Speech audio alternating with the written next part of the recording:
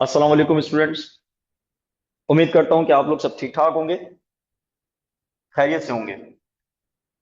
Continue करते हैं अपने लेक्चर्स को। हम लोगों ने कल तक जो है कल तक मतलब यानी कि कल हम लोगों ने जो है वो एक यूनिट कंप्लीट किया था जिसका नाम था ऑल्टरनेटिंग करंट। उसमें जो जो टॉपिक्स थे और प्लस अभी मैंने आपको जो है वो थोड़ी देर पहले पीडीएफ सेंड किया है जिसमें इलेक्ट्रोमैग्नेटिक वेव्स के बारे में या उस वो जो इलेक्ट्रोमैग्नेटिक स्पेक्ट्रम होता है उसके बारे में डिटेल्स लिखी हुई है। मैंने आपको कहा था कि वो जस्ट एक रीडिंग टॉपिक है जिसमें से आपने जस्ट वैल्यूज को याद करना होता है।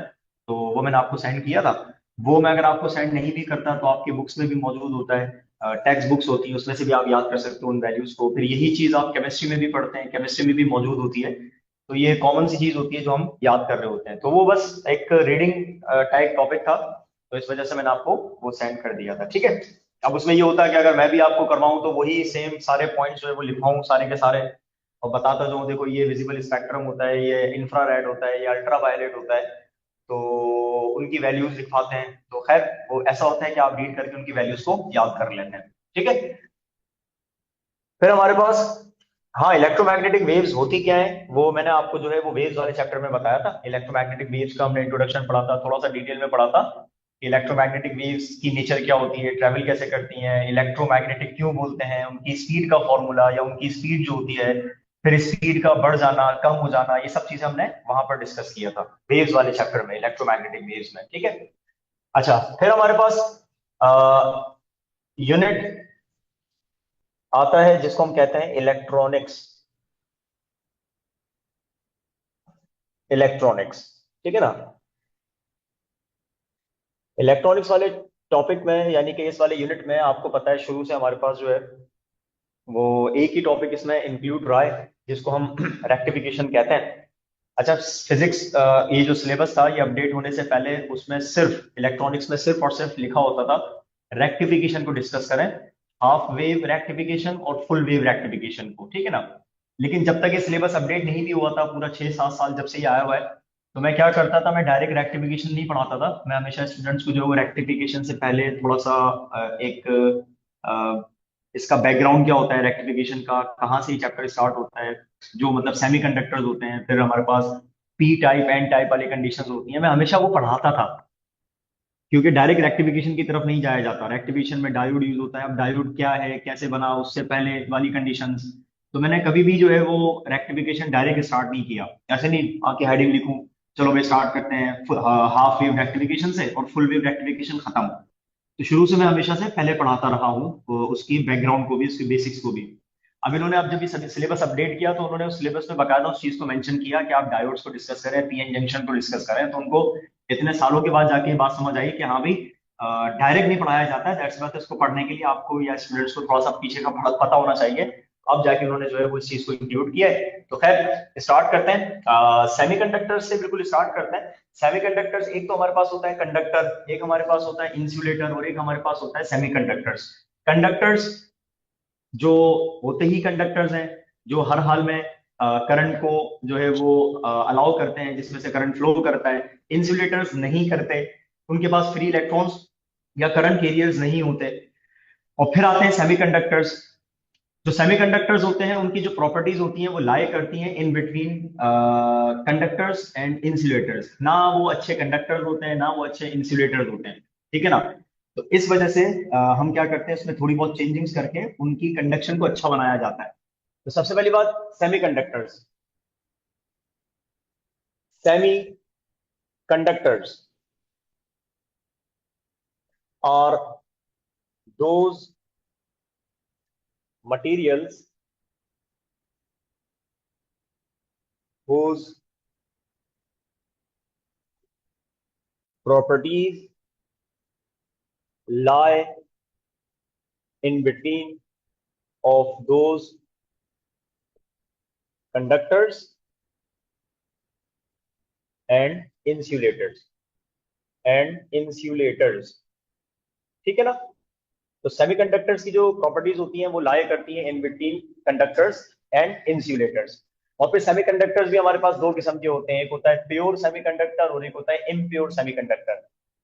जो प्योर सेमीकंडक्टर्स होते हैं जिनको हम इंट्रिंसिक सेमीकंडक्टर्स भी कहते हैं, ठीक है ना, pure semiconductors, pure semiconductors are called intrinsic semiconductors. Intrinsic semiconductors such as, जैसे हमारे पास सबसे ज्यादा कॉमनली यूज जो होता है वो जर्मेनियम होता है या सिलिकॉन होता है। इसमें से भी जो सिलिकॉन होता है वो बहुत ही ज्यादा यूज होता है, ठीक है ना। जैसे हमारे पास जर्मेनियम हो गया, जर्मेनियम जीई इसका सिंबल होता है। एंड सिलिकॉन हो गया, सिलिकॉन जिसका सिंबल एस आई होता है। और ये दोनों के दोनों जिस ग्रुप से ताल्लुक रखते हैं वो ग्रुप होता है टेट्रावैलेंट, यानी कि ये फोर्थ ग्रुप से ताल्लुक रखते हैं। इनका ताल्लुक फोर्थ ग्रुप से होता है। ग्रुप्स हम जो बनाते हैं वो कैसे बनाते हैं, वैलेंस शेल में कितने इलेक्ट्रॉन्स मौजूद हैं उसको देखते हुए। अगर किसी का ताल्लुक सेकंड ग्रुप से है तो उसके वैलेंस शेल के अंदर 2 इलेक्ट्रॉन्स होंगे। अगर किसी का ताल्लुक थर्ड ग्रुप से है तो उसके वैलेंस शेल में 3 इलेक्ट्रॉन्स होंगे। अगर किसी का ताल्लुक फोर्थ ग्रुप से है तो इसका मतलब वो उसके वैलेंस शेल के अंदर 4 इलेक्ट्रॉन्स होंगे। तो how many valence electrons are there, this measurement decides कि वो कौन से ग्रुप से ताल्लुक रखता है, ठीक है ना। तो ये जो हमारे पास प्योर सेमीकंडक्टर्स होते हैं या जो इंट्रिंसिक सेमीकंडक्टर्स होते हैं, ये वाले जर्मेनियम हो गया या सिलिकॉन हो गया, ये ताल्लुक रखते हैं फोर्थ ग्रुप से। ये मतलब ये टेट्रावैलेंट कहलाते हैं। ये टेट्रावैलेंट कहलाते हैं, germanium and silicon which are tetravalent, which are tetravalent, ठीक है ना। और ये जो प्योर कंडीशन में होते हैं, प्योर सेमीकंडक्टर्स जो होते हैं या इंट्रिंसिक सेमीकंडक्टर्स जो होते हैं, जिनकी प्रॉपर्टीज ना तो मतलब 100% कंडक्टर वाली होती है ना तो 100% इंसुलेटर वाली होती है, तो हमारे काम के नहीं होते। इनकी कंडक्टिविटीज उतनी अच्छी नहीं होती। तो हम क्या करते हैं, बेसिकली इनकी कंडक्टिविटीज को बढ़ाते हैं ताकि, अच्छा करंट कैरियर्स होते हैं, जाहिर सी बात है हमें पता है करंट कैरियर्स जिनके फ्लो की वजह से करंट फ्लो करता है, तो करंट कैरियर्स होते हैं। तो हम क्या करते हैं, इन प्योर सेमीकंडक्टर्स में एडिशन करते हैं इम्प्योरिटीज की, ताकि इसमें करंट कैरियर्स बढ़ जाए और ये कंडक्शन की तरफ आ जाए और ये अच्छे कंडक्टर्स बन जाए। तो ऐसा करने के लिए हमें इनकी प्योरिटी को खत्म करना होता है, मतलब इसको कम करना होता है, और इसको प्योरिटी को हम इम्प्योरिटी में कन्वर्ट करते हैं, ठीक है ना। लेकिन खैर उससे पहले प्योर सेमीकंडक्टर होगा या इंट्रिंसिक सेमीकंडक्टर होगा, जैसे जर्मेनियम हो गया या सिलिकॉन हो गया, इनके वैलेंस शेल के अंदर चार चार इलेक्ट्रॉन्स होते हैं। वैलेंस शेल में 4 इलेक्ट्रॉन्स होते हैं और ये जो एटम्स होते हैं आपस में कोवेलेंट बॉन्डिंग करते हैं। कोवेलेंट बॉन्डिंग, कोवेलेंट बॉन्डिंग कैसे कर रहे होते हैं ये, फॉर एग्जाम्पल अगर हम सिलिकॉन की बात करें, ये रहा हमारे पास एक सिलिकॉन एटम, ठीक है, सिलिकॉन एटम। और ये हमने बनाया इसके आसपास इसका वैलेंस शेल, ठीक है। इसी तरीके से फॉर एग्जांपल इसके बराबर में एक और सिलिकॉन एटम है, ये रहा, ये सिलिकॉन एटम है। ये रहा एक और इसके बराबर में सिलिकॉन एटम, ये रहा इसके बराबर में एक और सिलिकॉन एटम, और ये रहा इसके बराबर में एक और सिलिकॉन एटम, ठीक है ना। ये सारे के सारे सिलिकॉन एटम्स, हम प्योर सेमीकंडक्टर की बात कर रहे हैं, प्योर की बात कर रहे हैं, ठीक ना, इंट्रिंसिक। अच्छा, सिलिकॉन एटम्स के वैलेंस शेल के अंदर क्या होते हैं, चार चार इलेक्ट्रॉन्स होते हैं। अब ये जो सिलिकॉन है, ये रहा इसका एक इलेक्ट्रॉन, ये रहा इसका एक इलेक्ट्रॉन, जो बीच वाला है मैं उसके बना रहा हूं, ये रहा इसका एक इलेक्ट्रॉन, और ये रहा इसका एक, सॉरी इधर नहीं, ये रहा इसका एक इलेक्ट्रॉन, ठीक है ना। तो बेसिकली क्या किया हुआ है, सिलिकॉन एटम ने अपने जो चार इलेक्ट्रॉन्स हैं वैलेंस वाले, एक एक आसपास सबके साथ शेयर किया हुआ है। और क्योंकि एक कोवेलेंट बॉन्डिंग है, कोवेलेंट बॉन्डिंग का मतलब ये होगा इसने अपना एक इलेक्ट्रॉन दिया होगा और दूसरा इलेक्ट्रॉन लिया होगा अपनी वैलेंसी को कंप्लीट करने के लिए, ठीक है ना। तो कहने का मतलब ये जितने भी मैंने इलेक्ट्रॉन्स बनाए बीच वाले के बनाए, और इसने बीच वाले ने अपना एक एक इलेक्ट्रॉन आसपास वाले चार एटम्स को दिया हुआ है, शेयर किया हुआ है। अब शेयर के बदले में जाहिर सी बात है लेगा भी। अब ये वाला जो सिलिकॉन है इसका एक इलेक्ट्रॉन ये रहा, एक इलेक्ट्रॉन ये रहा, एक इलेक्ट्रॉन ये रहा, और इसने अपना एक इसके साथ शेयर किया होगा, ये रहा। ये जो ये वाला एटम है इसका एक इलेक्ट्रॉन ये रहा, इसका एक इलेक्ट्रॉन ये रहा, इसका एक इलेक्ट्रॉन ये रहा, और इसने एक जो है वो शेयर कर लिया इस वाले के साथ। फिर ऊपर वाला जो सिलिकॉन एटम है इसका भी एक इलेक्ट्रॉन, दूसरा इलेक्ट्रॉन, तीसरा इलेक्ट्रॉन, और इसने चौथा इलेक्ट्रॉन जो है वो बीच वाले के साथ शेयर किया हुआ है। ये रहा इसका एक इलेक्ट्रॉन, ये रहा दूसरा इलेक्ट्रॉन, ये रहा इसका तीसरा इलेक्ट्रॉन, और उसने बीच वाले के साथ एक इलेक्ट्रॉन शेयर किया हुआ है। तो ये म्यूचुअल शेयरिंग होती है इलेक्ट्रॉन्स की, जिसकी वजह से हम कहते हैं हाँ भाई जो प्योर सेमीकंडक्टर्स होते हैं सिलिकॉन हो गया या जर्मेनियम हो गया, इनके एटम्स के दरमियान जो बॉन्डिंग होती है वो हमेशा कोवेलेंट बॉन्डिंग होती है, ठीक है ना। There is a covalent bonding, there is covalent bonding between the atoms of pure semiconductor, ठीक है। मतलब ये स्टेबल होता है, ये स्टेबल होते हैं, कोवेलेंट बॉन्डिंग की भी, और ये स्टेबल है। अब हम क्या करते हैं बेसिकली, क्योंकि हमारे काम का नहीं है, सेमीकंडक्टर अगर प्योर फॉर्म में होगा तो हमारे काम का नहीं है, क्योंकि इसकी कंडक्टिविटी ना तो अच्छी है ना तो बुरी है। तो हम क्या करते हैं, इसकी कंडक्टिविटी को अच्छा करने के लिए यहाँ पर एक प्रोसेस करते हैं जिसको हम कहते हैं डोपिंग। ऐसा है ना, doping. In order to increase the conductivity और या फिर करंट कैरियर्स, करंट कैरियर्स को इंक्रीज करने के लिए या कंडक्टिविटी को बढ़ाने के लिए हम क्या करते हैं, इम्प्योरिटीज को ऐड करते हैं किसी भी प्योर सेमीकंडक्टर में।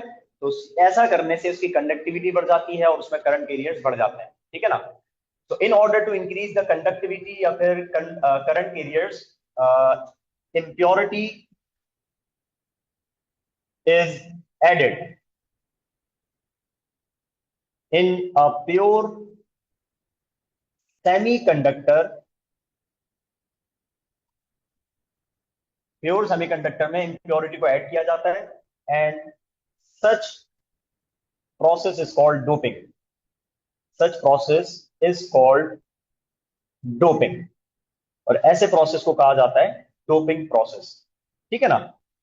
डोपिंग यानी कि doping is a process of converting a pure semiconductor into an impure semiconductor, ठीक है ना। प्योर से इम्प्योर सेमीकंडक्टर को बनाने के लिए जो प्रोसेस किया जाता है वो डोपिंग होता है, या इंट्रिंसिक से एक्सट्रिंसिक में कन्वर्ट करने के लिए जो प्रोसेस किया जाता है वो डोपिंग होता है, ठीक है ना। तो डोपिंग के जरिए प्योर सेमीकंडक्टर कन्वर्ट हो जाता है इम्प्योर सेमीकंडक्टर में। प्योर या इंट्रिंसिक सेमीकंडक्टर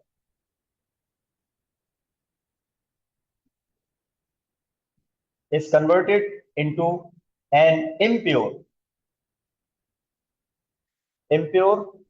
या फिर एक्सट्रिंसिक, इसको एक्सट्रिंसिक सेमीकंडक्टर भी कहेंगे अब, extrinsic semiconductor,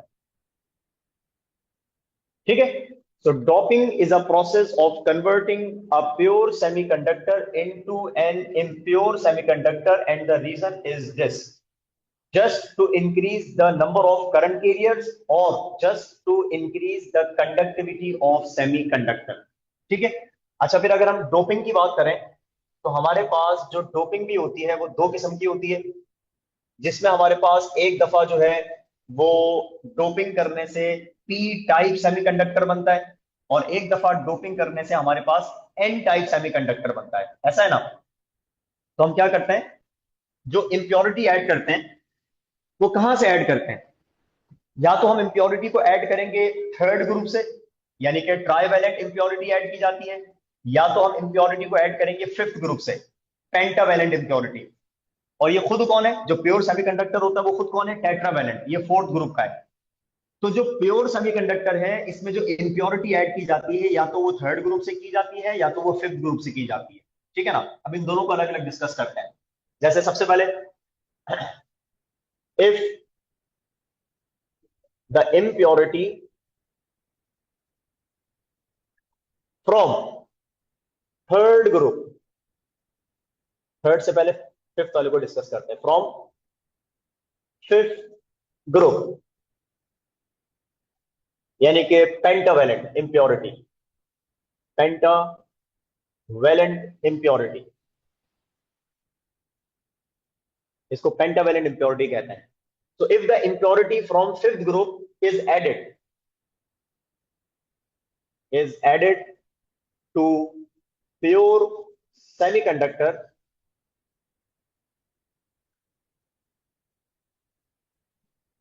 it is converted, it is converted, then ये कन्वर्ट हो जाता है, it is converted into P type semiconductor, fifth group से ऐड की जा रहा है N type semiconductor, N type semiconductor. ठीक है, पेंटावेलेंट इंप्योरिटी को ऐड करने से या फिफ्थ ग्रुप से इंप्योरिटी को ऐड करने से, प्योर सेमीकंडक्टर में ऐड करने से, अब जो सेमीकंडक्टर कन्वर्ट होगा तो वो किस टाइप में कन्वर्ट होगा? एन टाइप सेमीकंडक्टर में कन्वर्ट होगा। एन टाइप का मतलब होता है नेगेटिव टाइप और पी टाइप का मतलब होता है पॉजिटिव टाइप। ठीक है ना? अब किस तरीके से हम जो है वो इंप्योरिटी को ऐड करते हैं? फॉर एग्जाम्पल हमारे पास पेंटावेलेंट की बात की जा रही है ना, पेंटावेलेंट हमारे पास आ गया, फॉर एग्जाम्पल ये रहा, इसको हम कह देते हैं बोरॉन, ये पेंटावेलेंट ग्रुप में होता है। अब पेंटावेलेंट ग्रुप में अगर ये है तो हमारे पास फॉर एग्जाम्पल इसके शेल में, इसके वैलेंस शेल के अंदर 5 इलेक्ट्रॉन्स होंगे। अब देखो, और इसके आसपास जो होगा वो कौन होगा?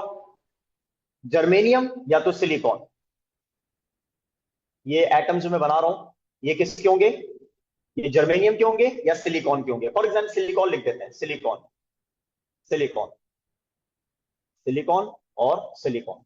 अब आप नोट करो कि इस वाले में, इस वाली डायग्राम में आपको कहीं पर भी कोई इंप्योरिटी नजर नहीं आ रही, वो प्योर सेमीकंडक्टर है। अब ये इंप्योर नहीं रहा, एटम्स के दरमियान आपने इंप्योरिटी को ऐड कर दिया, ये इंप्योरिटी है फिफ्थ ग्रुप की। अब ये अगर फिफ्थ ग्रुप की इंप्योरिटी है, इसका मतलब इसके वैलेंस शेल के अंदर 5 इलेक्ट्रॉन्स होंगे। पहले एक काम ही करते हैं, आसपास, आसपास जो सिलिकॉन एटम्स है उनके वैलेंस शेल के इलेक्ट्रॉन्स बनाते हैं। ये देखो, ये रहा इसका एक इलेक्ट्रॉन, ये रहा इसका दूसरा, ये रहा इसका तीसरा और ये रहा चौथा जो इसने इसके साथ शेयर किया। इस वाले का एक, दो, तीन और चौथा इसने इसके साथ शेयर कर लिया। ये रहा इसका एक, ये रहा दो, ये रहा तीन और एक इसने इसके साथ शेयर कर लिया। अगेन एक, दो, तीन और ये रहा इसने एक जो है इस वाले के साथ शेयर कर लिया। आसपास मौजूद सिलिकॉन एटम्स ने अपना अपना एक इलेक्ट्रॉन बीच में मौजूद जो इंप्योरिटी है उसके साथ शेयर किया हुआ है, और ये इंप्योरिटी कहां की है? फिफ्थ ग्रुप की है। मतलब इसके वैलेंस शेल के अंदर 5 इलेक्ट्रॉन्स हैं। अब हम बनाते हैं बीच वाले के इलेक्ट्रॉन। बीच वाली इंप्योरिटी ने अपने 5 में से एक इलेक्ट्रॉन इसके साथ शेयर किया, एक इलेक्ट्रॉन इसके साथ शेयर किया, एक इलेक्ट्रॉन इसके साथ शेयर किया और एक इलेक्ट्रॉन इसके साथ शेयर किया। मतलब 4 इलेक्ट्रॉन्स ये शेयर कर सकता था आसपास, और वो चारों इसने शेयर कर लिए। लेकिन इसके पास थे 5, तो वो जो 5वां इलेक्ट्रॉन शेयर नहीं हो सकेगा, वो 5वां इलेक्ट्रॉन फ्री हो जाएगा। उसको हम कहेंगे फ्री इलेक्ट्रॉन। ठीक है, क्योंकि 5 थे इसके पास, 5 में से 4 शेयर हो गए और एक बच गया, वो शेयर नहीं हो सका, तो वो बन जाएगा फ्री इलेक्ट्रॉन। और अब आप सोचें, अगर ये फ्री इलेक्ट्रॉन, इस एक डायग्राम में आपको एक फ्री इलेक्ट्रॉन नजर आ रहा है, तो आप सोचो जब हम इंप्योरिटीज को ऐड करते होंगे तो कितने ज्यादा फ्री इलेक्ट्रॉन्स हमें मिल जाते होंगे, जिसके नतीजे में अब इस कंडीशन में जो सेमीकंडक्टर है हमारे पास, इसमें जो करंट कैरियर्स हैं वो मेजॉरिटी में नेगेटिव चार्जेस हैं, यानी कि फ्री इलेक्ट्रॉन्स हैं। तो हेंस आपने फिफ्थ ग्रुप की इंप्योरिटी को ऐड करके इस सेमीकंडक्टर को नेगेटिव टाइप बना दिया, क्योंकि नेगेटिव टाइप का मतलब इसमें फ्री इलेक्ट्रॉन्स की तादाद ज्यादा होगी। ठीक है ना? तो इसका मतलब यहां जो बना एन टाइप सेमीकंडक्टर, तो एन टाइप सेमीकंडक्टर में जो मेजॉरिटी कैरियर्स होते हैं, अब देखो एक बात याद रखिएगा, हमारे पास मेजॉरिटी और माइनॉरिटी कैरियर्स होते हैं। जैसे यहां पर इस वाली कंडीशन में जो मेजॉरिटी में हमें मिलेंगे वो क्या मिलेंगे? Free electrons. तो यहां पर मेजॉरिटी कैरियर्स कौन होंगे? Free electrons. फिर हमारे पास माइनॉरिटी कैरियर्स भी होते हैं। कैरियर करंट, मेजॉरिटी कैरियर्स क्या? करंट कैरियर्स, जिनके फ्लो की वजह से करंट होता है। तो मेजॉरिटी जिसकी होती है ना, वो सेमीकंडक्टर वही कहलाता है। जैसे मेजॉरिटी अगर फ्री इलेक्ट्रॉन्स की है और फ्री इलेक्ट्रॉन्स नेगेटिवली चार्ज होते हैं, तो ये बन जाएगा एन टाइप सेमीकंडक्टर। तो मेजॉरिटी कैरियर्स कौन है? Free electrons. और फिर हमारे पास होते हैं माइनॉरिटी कैरियर्स, माइनॉरिटी कैरियर्स। और जो माइनॉरिटी कैरियर्स होते हैं वो यहां पर बेसिकली होते हैं होल्स। सेमीकंडक्टर्स में हमारे पास जो करंट कैरियर्स होते हैं वो दो किस्म के होते हैं, या तो फ्री इलेक्ट्रॉन्स या तो होल्स। यानी कि सेमीकंडक्टर्स के केस में जो करंट फ्लो करता है, जो करंट पैदा होता है या करंट कॉन्स्टिट्यूट होता है, वो किन दो करंट कैरियर्स की वजह से होता है? फ्री इलेक्ट्रॉन्स की मोशन की वजह से या होल्स की मोशन की वजह से? अब व्हाट इज होल, ये हम डिस्कस करते हैं जब मैं दूसरी वाली इम्प्योरिटी को डिस्कस करता हूं, ठीक है। अच्छा, एक चीज और यहां पर, अब हमें एक और डोपिंग करनी है, ठीक है ना। अच्छा, ये वाली जो डोपिंग है इसका जो है वो एक पर्टिकुलर नाम भी होता है, वो मैं आपको बताता हूँ। फिलहाल फिलहाल यही पॉइंट अब मैं लिखूंगा किसके लिए, अगर हम अब इम्प्योरिटी को ऐड करें, और कौन से वाले ग्रुप से ऐड करें, इस बार हम थर्ड वाले ग्रुप से ऐड करें जिसके वैलेंस शेल में 3 इलेक्ट्रॉन्स हैं। तो वैलेंस शेल में अगर 3 इलेक्ट्रॉन्स हो, वहां से अगर हम ऐड करेंगे तो क्या होना चाहिए, if the impurity from third group यानी कि trivalent impurity, trivalent impurity,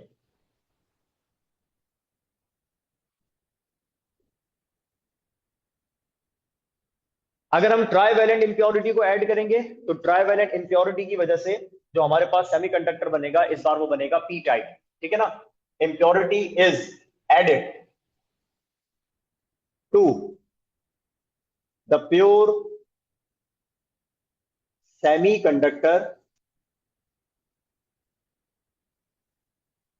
दिख रहा है, semiconductor, it is converted, it is converted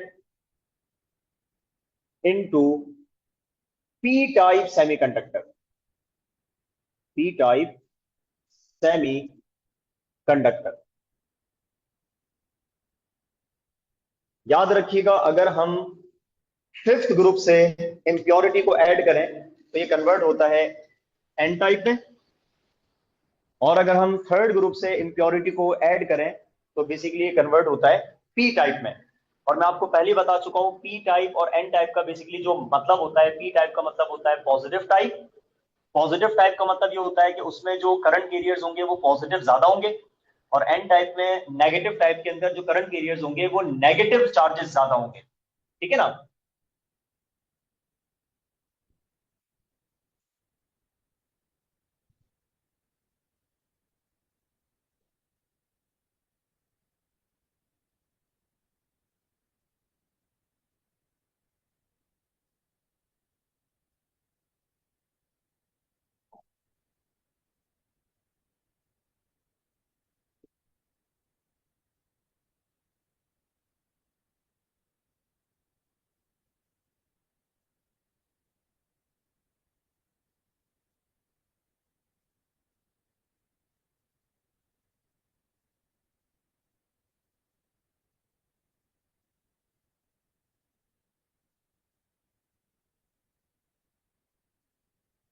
इसकी भी डायग्राम बना के चेक करते हैं। फॉर एग्जाम्पल, अगर हमारे पास एक थर्ड ग्रुप की इंप्योरिटी हो, थर्ड ग्रुप की, और थर्ड ग्रुप की इंप्योरिटी का मतलब उसके वैलेंस शेल के अंदर 3 इलेक्ट्रॉन्स होंगे, ठीक है ना। ये इसका वैलेंस शेल, ठीक है, और ये मौजूद होगा आसपास जर्मेनियम के एटम्स या सिलिकॉन के एटम्स जिसमें हम इंप्योरिटी ऐड कर रहे हैं, ठीक है। फॉर एग्जाम्पल, ये सारे के सारे सिलिकॉन है, सिलिकॉन, सिलिकॉन, और ये सिलिकॉन, ठीक है ना। अच्छा, इसमें एक चेंज ये कर दिएगा, यहाँ पर बोरॉन बेसिकली यहाँ पर आता है, बोरॉन जो है वो ट्राइवेलेंट है, और यहाँ पर आप फॉर एग्जाम्पल जो पेंटावेलेंट हमारे पास होते हैं, पेंटावेलेंट ग्रुप में हमारे पास आ जाता है बिस्मथ आ जाता है, बिस्मथ हो जाता है, एंटीमनी हो जाता है, ये इसमें हो जाता है, ठीक है। बोरॉन यहाँ पर है। खैर, अच्छा, अब एक काम ही करते हैं, सबसे पहले वो जो हमारे पास आसपास सिलिकॉन एटम्स मौजूद हैं उसके 4 इलेक्ट्रॉन्स बनाते हैं, वैलेंस इलेक्ट्रॉन्स, 1, 2, 3, और चौथा इसके साथ शेयर हो गया, 1, 2, 3, और चौथा इसके साथ शेयर हो गया, 1, 2, 3, और फोर्थ वाला इसके साथ शेयर हो गया, 1, 2, 3, और फोर्थ वाला इसके साथ शेयर हो गया, ठीक है ना। अच्छा, ये तो हमने चार चार बना दिए आसपास मौजूद सिलिकॉन एटम्स के, लेकिन बीच में जो मौजूद है, ट्राई ट्राई वैलेंट इंप्योरिटी जो बीच में मौजूद है, इसको हम ट्राई वैलेंट इस वजह से कह रहे हैं क्योंकि इसके वैलेंस शेल के अंदर सिर्फ और सिर्फ 3 इलेक्ट्रॉन्स हैं, यानी कि ये जो शेयर कर सकता है या जो दे सकता है वो कितने कर सकता है, 3 कर सकता है। जैसे फॉर एग्जाम्पल, एक इसने इसके साथ शेयर किया, एक इसने इसके साथ शेयर किया, एक इसने इसके साथ शेयर किया, 3 कंप्लीट हो गए।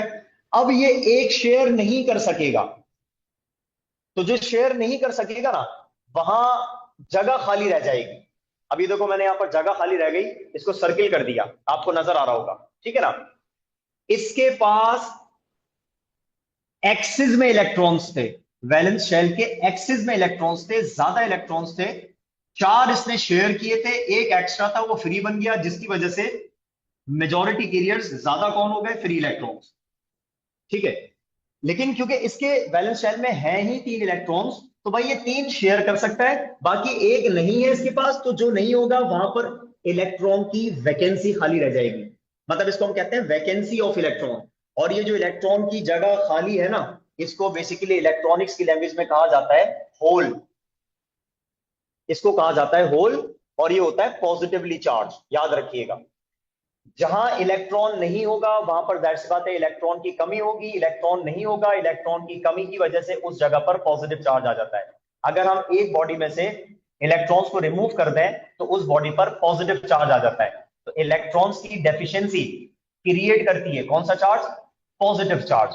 तो देखो ना, यहां पर इलेक्ट्रॉन होना चाहिए था लेकिन यहां पर इलेक्ट्रॉन नहीं है, मतलब इलेक्ट्रॉन की डेफिशिएंसी है।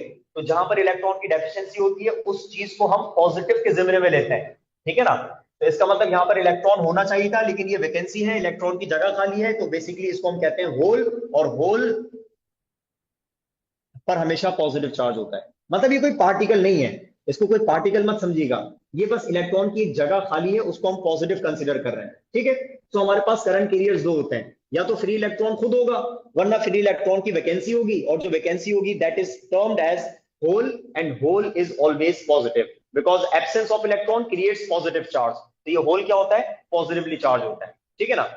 अब आप नोट अच्छा यहां पर ये बात लिखते हैं हम।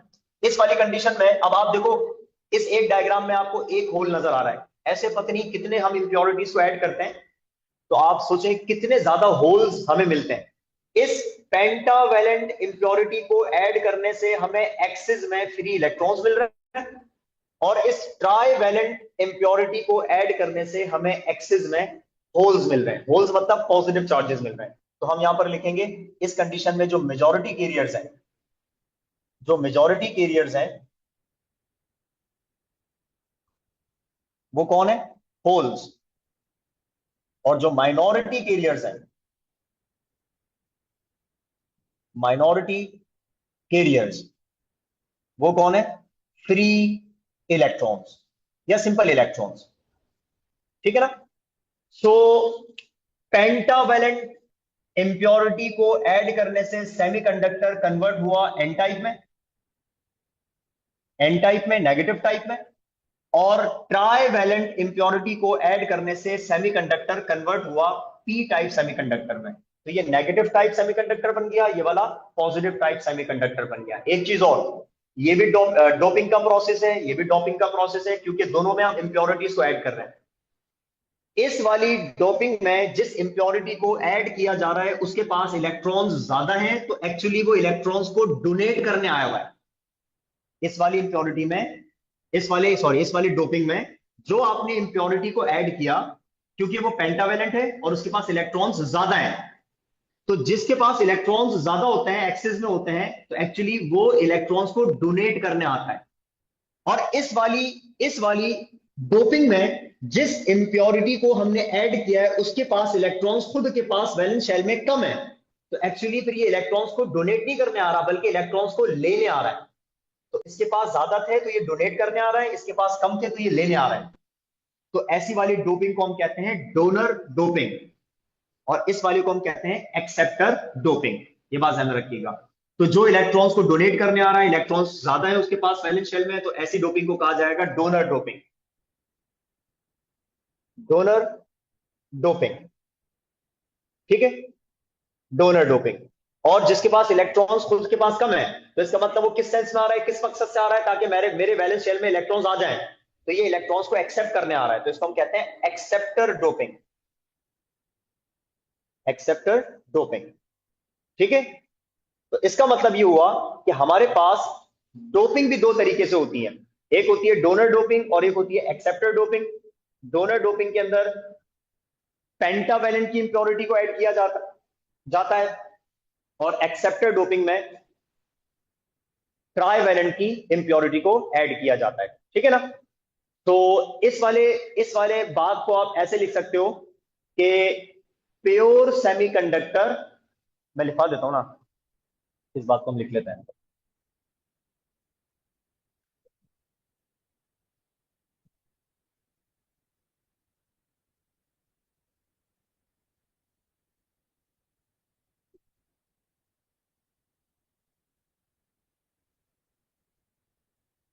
हम इसको ऐसे लिख सकते हैं, pure semi conductor plus pentavalent impurity, pentavalent impurity. अगर प्योर सेमीकंडक्टर में ऐड कर दोगे पेंटावेलेंट इंप्योरिटी तो ये बन जाता है N type semiconductor, N type semiconductor. ठीक है ना? इसको मैथमेटिकली इस तरीके से बता सकते हो आप, प्योर सेमीकंडक्टर में प्लस कर दो, ऐड कर दो पेंटावेलेंट इंप्योरिटी, तो वो कन्वर्ट हो जाता है नेगेटिव टाइप सेमीकंडक्टर में। और इसी तरीके से प्योर या इंट्रिंसिक सेमीकंडक्टर में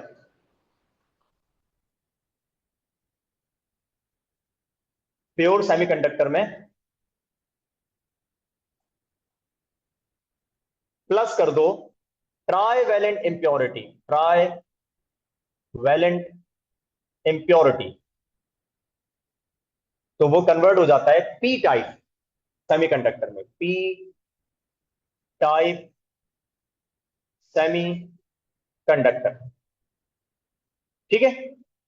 तो ये हमारे पास दो कंडीशंस हैं। और जो इंप्योरिटी, जिस इंप्योरिटी को ऐड किया जा रहा है डोपिंग के प्रोसेस में, खुद उस इंप्योरिटी को कहा जाता है डोपेंट।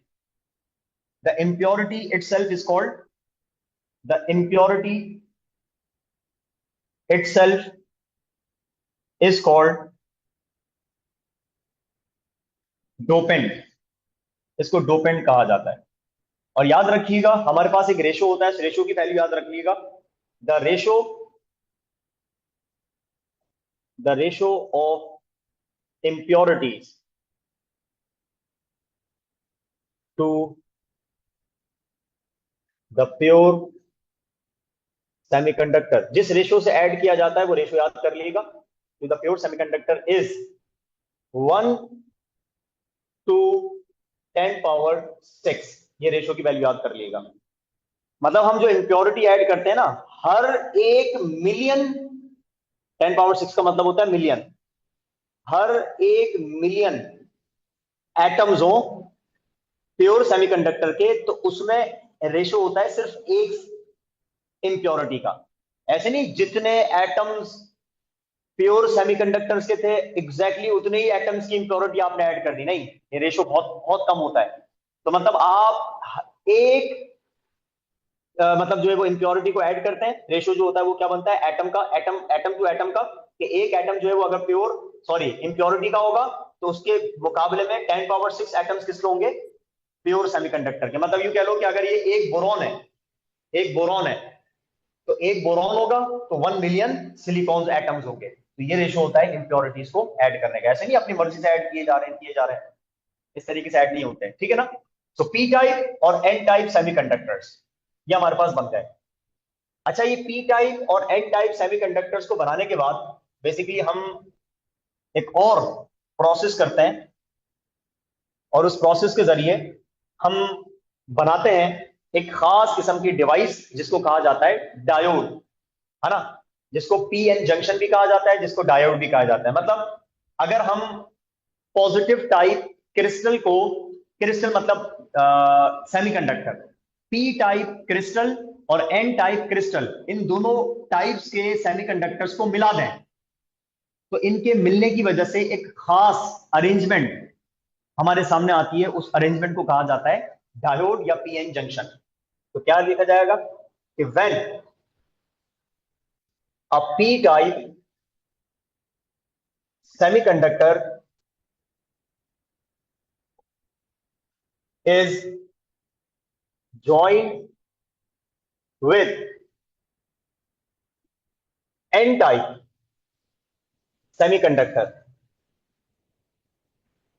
अगर हम p टाइप को n टाइप सेमीकंडक्टर के साथ जोड़ दें मिला दें, तो इसकी नतीजे में then the resulting arrangement is called PN junction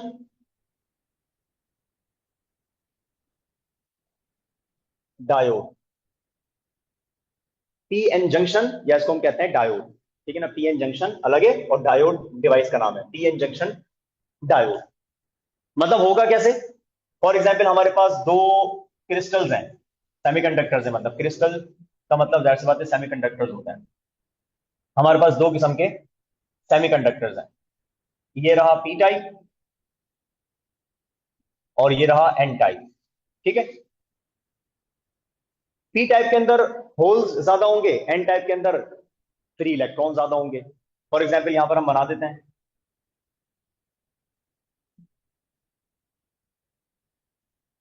ठीक है। और यहां पर बीच बीच में फॉर एग्जाम्पल और बना देते हैं थोड़े से, ये हमने होल्स बना दिए, ये होल्स हैं सारे के सारे, ठीक है। ये होल्स हैं और बीच में कहीं ना कहीं मैं थोड़े थोड़े डॉट बना देता हूं, डॉट। ये रहा डॉट, ये रहा डॉट, ये रहा डॉट, ठीक है ना। ये रहा डॉट। अब ये जो डॉट्स में बना रहा हूं ना, ये डॉट्स रिप्रेजेंट कर रहे हैं फ्री इलेक्ट्रॉन्स को, और ये होल्स, ये जो मैंने सर्किल बनाया, ये रिप्रेजेंट कर रहे हैं किसको? होल्स को। तो ये जो डॉट है ना, ये रिप्रेजेंट करेगा किसको? फ्री इलेक्ट्रॉन्स को, फ्री इलेक्ट्रॉन्स।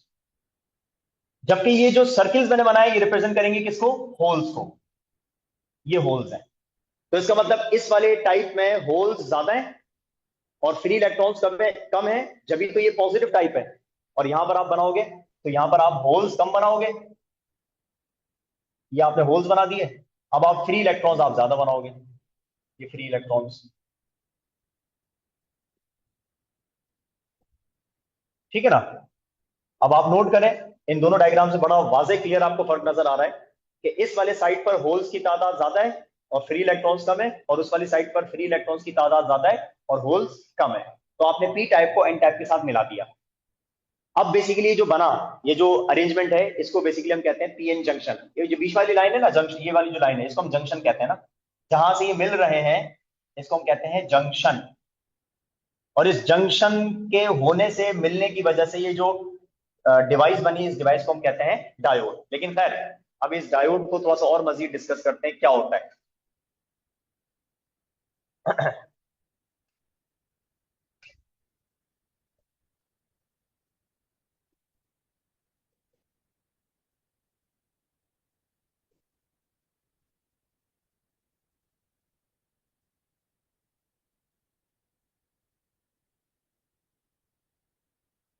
हाँ भाई।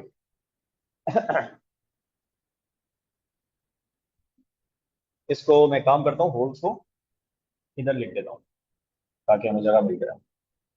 ये जो है ये होल्स हैं, सर्किल जो बनाए मैंने, ये होल्स हैं। बाकी डॉट्स जो बने हुए हैं, ये फ्री इलेक्ट्रॉन्स हैं, ठीक है। अच्छा, अब होता क्या है, जैसे ही आप मिलाते हो ना, तो यहां पर एक चीज होती है, एक फिनोमिना होता है, जिसको हम कहते हैं डिफ्यूजिंग या डिफ्यूजन। डिफ्यूजन का प्रोसेस चलता है यहां पर। क्या? ये वही जंक्शन वाला पॉइंट बीच में, ये जंक्शन, ठीक है ना। ये वही पी टाइप है और ये वही एन टाइप है, ठीक है ना। यहां पर वही होल्स हैं, यहां पर वही फ्री इलेक्ट्रॉन्स हैं। अब होता क्या है, जैसे हम मिलाते हैं ना इन दोनों टाइप्स को, तो जाहिर सी बात है इलेक्ट्रॉन्स अट्रैक्शन फील करते हैं होल्स के साथ, यानी कि ये पॉजिटिव है वो नेगेटिव है। तो क्या होता है कि ये जो बराबर वाले इलेक्ट्रॉन्स होते हैं, एन टाइप वाले इलेक्ट्रॉन्स होते हैं, ये फौरन से डिफ्यूज होना स्टार्ट होते हैं बराबर में मौजूद जो होल्स होते हैं उनमें। मतलब ये इलेक्ट्रॉन्स फटाफट से डिफ्यूज होंगे किसमें? होल्स में।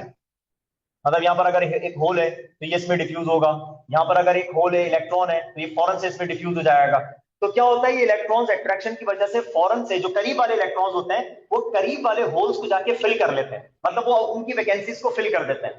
तो पता है इसके नतीजे में होता क्या है? इसके नतीजे में ये होता है कि यहां पर एक लेयर बन जाती है। एक लेयर बन जाती है। लेयर क्या?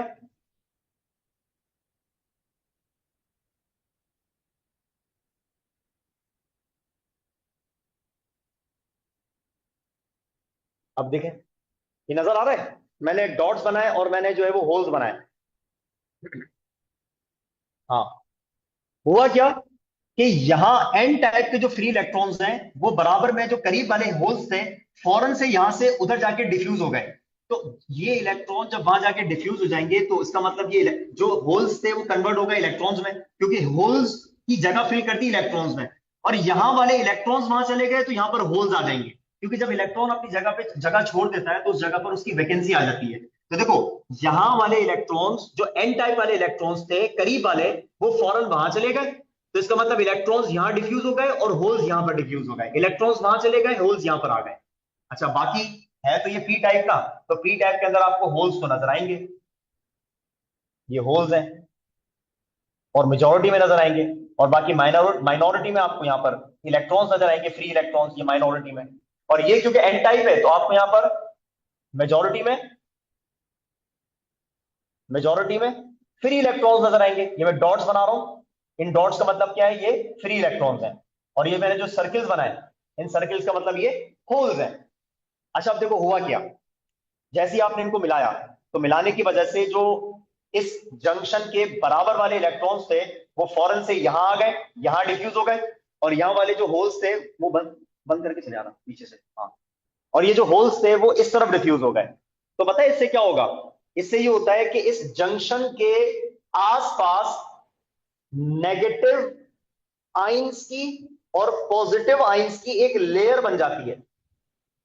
और पता है ये लेयर क्या करती है? जब ये इलेक्ट्रॉन्स यहां पर डिफ्यूज हो जाएंगे, जब ये होल्स यहां पर डिफ्यूज हो जाएंगे, तो ये इलेक्ट्रॉन्स की यानी कि नेगेटिव चार्ज पार्टिकल्स की एक लेयर बन गई। और ये लेयर एक काम करती है, वो ये कि इन मजीद इलेक्ट्रॉन्स को इस तरफ आने से रोकती है, क्योंकि इलेक्ट्रॉन्स को इलेक्ट्रॉन रिपेल करते हैं। तो अब जैसे ही ये इलेक्ट्रॉन्स यहां पर आके डिफ्यूज होंगे ना, तो ये एक लेयर बना लेंगे, एक रुकावट बना लेंगे, एक बैरियर बना लेंगे। और ये बैरियर क्या काम करेगा? मजीद यहां से इलेक्ट्रॉन्स को यहां पर आने से रोकेगा। और ये होल्स का बैरियर क्या काम करेगा? इन होल्स को यहां से यहां पर आने से रोकेगा। तो ये होल्स का जो बैरियर है, रुकावट है, ये जो लेयर है, ये मजीद होल्स को यहां आने से रोकेगी। और ये फ्री इलेक्ट्रॉन्स की जो लेयर है वो मजीद फ्री इलेक्ट्रॉन्स को यहां बनाने से रोकेगी। तो इसका मतलब यहां पर एक एक तरीके से एक बैरियर बन गया, बैरियर, रुकावट। ठीक है ना? तो ये जो लेयर यहां बनी ना, नेगेटिव आइंस की और पॉजिटिव आइंस की ये जो लेयर बन गई, ये जो लेयर है, इस लेयर को हम कहते हैं depletion layer. Depletion layer.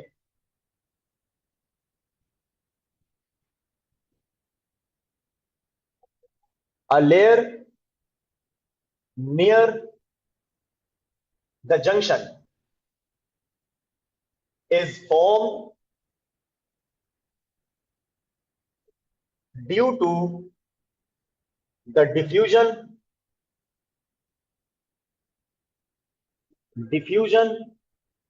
Of free electrons from N type to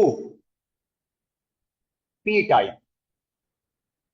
N टाइप से पी टाइप तक जाने में इलेक्ट्रॉन्स के डिफ्यूज होने की वजह से यहां पर एक लेयर बन जाती है, और इस लेयर को हम कहते हैं डेप्लीशन लेयर। ठीक है ना? Free electrons from N type to P type, such layer is called depletion layer. Depletion layer, ये बात ध्यान में रखिएगा, लाजमी लेयर बन जाएगी यहां पर ये। ठीक है ना? तो ये जो लेयर बनी, ये वाली लेयर, इस लेयर को हम क्या बोलते हैं? Depletion layer. ये जो लेयर है, ये ये जो लेयर है, ठीक है ना, इस लेयर को कहा जाता है depletion layer. This is called depletion layer. ठीक है? अच्छा, अब ये जो डेप्लीशन लेयर बन जाती है जंक्शन की वजह से, इस डेप्लेशन लेयर की इनिशियली जो थिकनेस होती है ना, वो 1 माइक्रोमीटर के बराबर होती है। The thickness of depletion layer is 1 micrometre. 1 micrometre. Micrometre का मतलब 1 माइक्रोमीटर ऐसे लिखते हैं, या फिर इसको हम कहते हैं 1 माइक्रोन। 1 माइक्रोन। 1 माइक्रोन, या फिर ये बराबर होता है किसके? 1 माइक्रोन। माइक्रोन, ठीक है ना। अगर माइक्रो और मीटर एक साथ हो तो इसको कहा जाता है माइक्रोन, और क्योंकि 1 है तो 1 माइक्रोन। ये क्या है? ये थिकनेस की वैल्यू है। जो डेप्लीशन लेयर ये बन चुकी है ना, ये डेप्लीशन लेयर, इस डेप्लीशन लेयर की जो वैल्यू होती है थिकनेस की, वो कितनी होती है? 10 power 6 micrometre, 10 power 6 metre. Sorry, -6 micro आ रहा है ना। 10 पावर -6 मीटर। 10 power -6 metres. तो ये इस लेयर की थिकनेस की वैल्यू होती है, 10 पावर -6 मीटर। अच्छा, अब एक चीज और, वो क्या? ये रहा, ये रही नेगेटिव आइंस की लेयर, और ये रही पॉजिटिव आइंस की लेयर।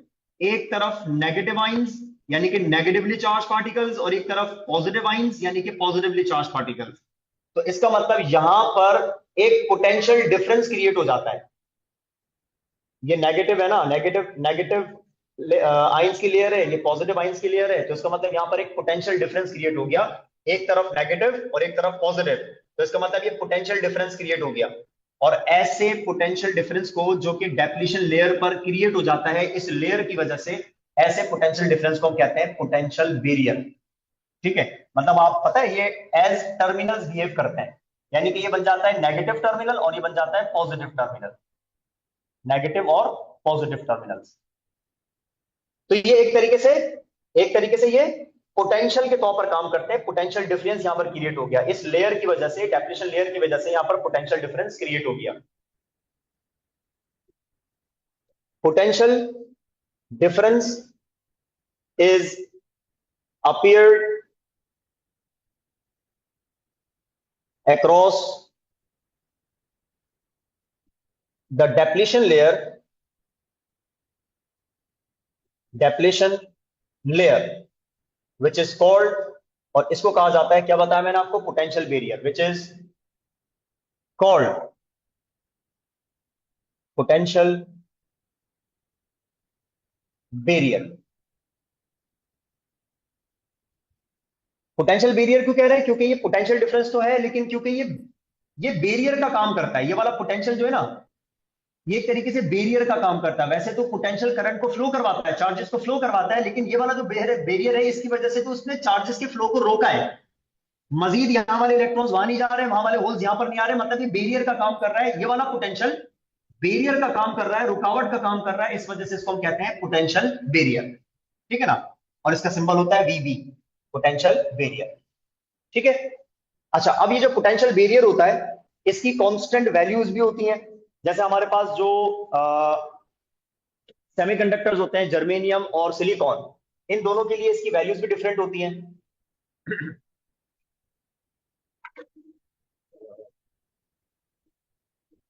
अगर हम बात करें फॉर जर्मेनियम,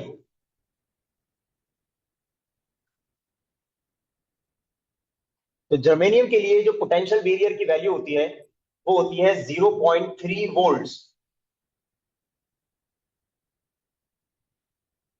ठीक है। और अगर हम सिलिकॉन की बात करें, कांस्टेंट वैल्यूज इनको याद रखिएगा। फॉर सिलिकॉन यानी कि SI, सिलिकॉन के लिए पोटेंशियल बैरियर की वैल्यू होती है 0.7 वोल्ट। ये इनकी कांस्टेंट वैल्यूज, इनको आपने याद रखना होता है। ठीक है ना। तो भाई हुआ क्या, हमने कहां से स्टार्ट किया था? प्योर सेमीकंडक्टर से स्टार्ट किया था। प्योर सेमीकंडक्टर को हम कन्वर्ट कर चुके हैं एन टाइप में और पी टाइप में। जब पी टाइप और एन टाइप क्रिस्टल्स बन जाते हैं, तो इन दोनों क्रिस्टल्स को मिलाया जाता है, और जब मिलाया जाता है तो ऐसी अरेंजमेंट को हम कहते हैं पीएन जंक्शन। और जो डिवाइस बनती है उसको हम कहते हैं डायोड। ठीक है ना। और जैसे ही आप इसको मिलाते हो तो जंक्शन के आसपास नेगेटिव और पॉजिटिव आइंस की लेयर बन जाती है, जो मजीद डिफ्यूजन को रोकती है, बैरियर का काम करती है। इस लेयर को हम कहते हैं डेप्लीशन लेयर। और इसकी जो थिकनेस होती है इनिशियली, वो होती है 1 माइक्रोमीटर, 10⁻⁻⁶ मीटर। ठीक है ना। और इसके अक्रॉस जो पोटेंशियल डिफरेंस अपीयर हो जाता है उसको हम कहते हैं पोटेंशियल बैरियर, जिसकी वैल्यूज मैंने आपको यहां पर लिखवाई। अच्छा, ये जो बना ना, ये डायोड होता है, ये डायोड है। अब डायोड का सर्किट सिंबल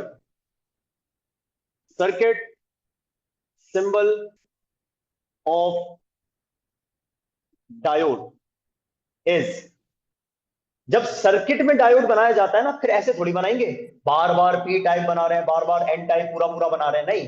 फिर तो सिंबल यूज किया जाता है, और डायोड का जो सिंबल होता है वो हमारे पास ये होता है, ये डायोड का सिंबल होता है। ठीक है।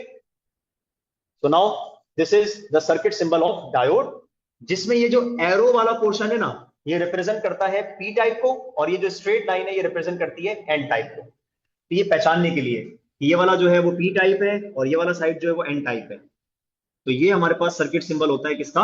डायोड का। डायोड, इसको हम रिप्रेजेंट करेंगे डी से, डायोड। तो सर्किट में अगर आपको ये नजर आ जाए डिवाइस, तो आप फौरन समझ जाइएगा ये डायोड है। ठीक है। देन हमारे पास अभी तक हमने क्या पढ़ा, जैसे हमारे पास एक डोपिंग का प्रोसेस था।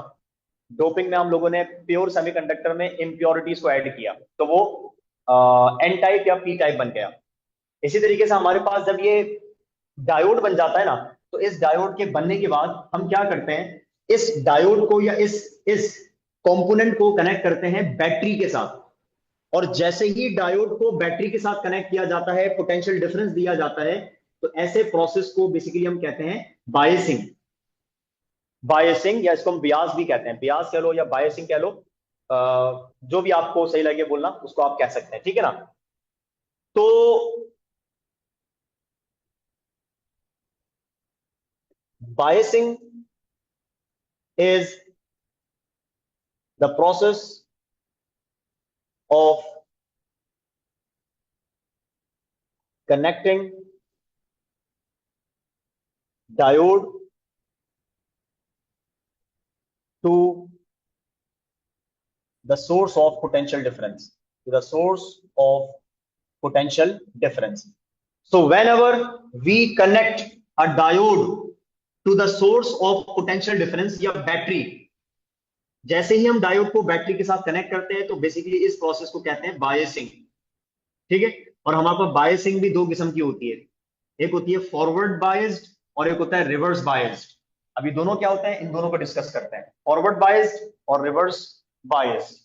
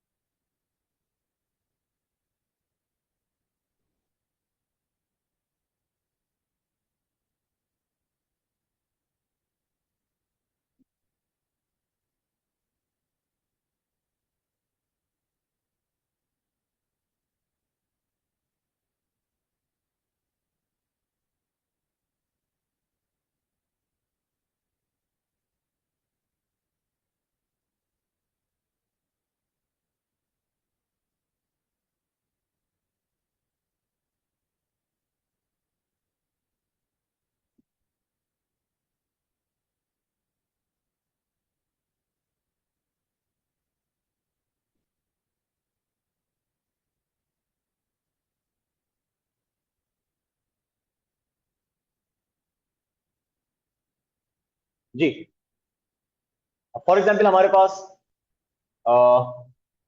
ये रहा एक डायोड, पी टाइप और एन टाइप, और इस डायोड को हमने कनेक्ट किया बैटरी के साथ। ठीक है। ये देखो, ये इसका पी टाइप और ये इसका एन टाइप, ये बैटरी का पॉजिटिव टर्मिनल, ये बैटरी का नेगेटिव टर्मिनल। ठीक है। इसी तरीके से हमारे पास एक और डायोड, ये रहा, और इस डायोड को भी हमने कनेक्ट किया बैटरी के साथ। ठीक है। ये रहा पी टाइप और ये रहा एन टाइप, ये रहा नेगेटिव टर्मिनल और ये रहा पॉजिटिव टर्मिनल। तो ये दोनों प्रोसेस क्या है, बायसिंग के प्रोसेस हैं। मतलब हम लोगों ने जो है वो बैटरी को कनेक्ट किया हुआ है डायोड के साथ, तो बेसिकली बायस्ड है। अब इसमें क्या होता है, बेसिकली थोड़ा सा फर्क ये आता है कि अगर आप नोट करें, यहाँ पर शेड पड़ रहा है शायद, ऊपर बना देते हैं इसको।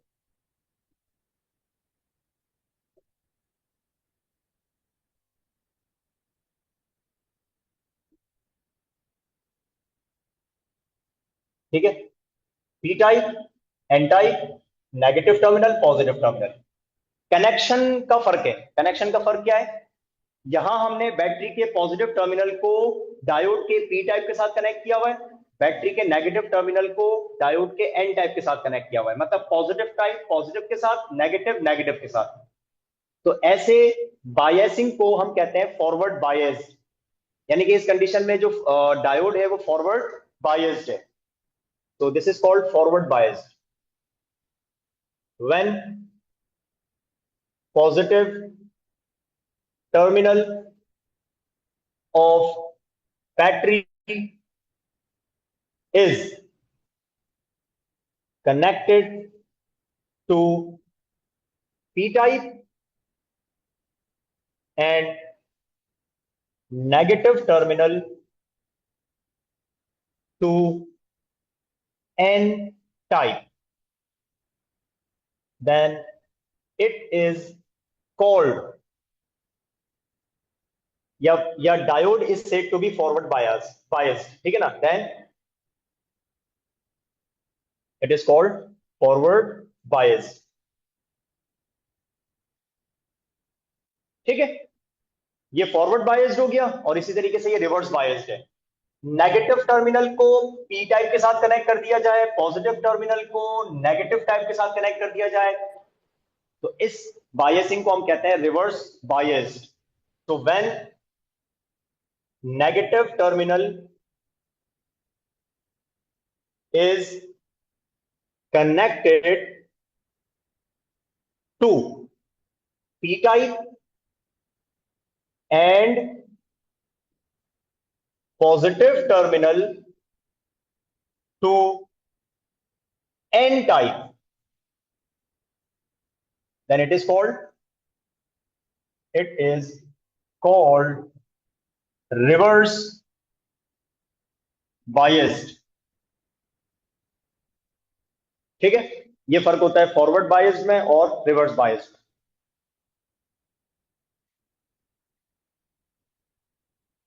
अच्छा, अब मजीद बातें क्या, वो ये कि जब हम पॉजिटिव टर्मिनल को पी टाइप के साथ कनेक्ट करते हैं, नेगेटिव टर्मिनल को एन टाइप के साथ कनेक्ट करते हैं, तो इससे पता है क्या होता है, इससे ये होता है कि वो जो डेप्लीशन लेयर थी ना, तो डेप्लीशन लेयर की जो थिकनेस थी 10⁻⁻⁶ मीटर, वो और कम हो जाती है।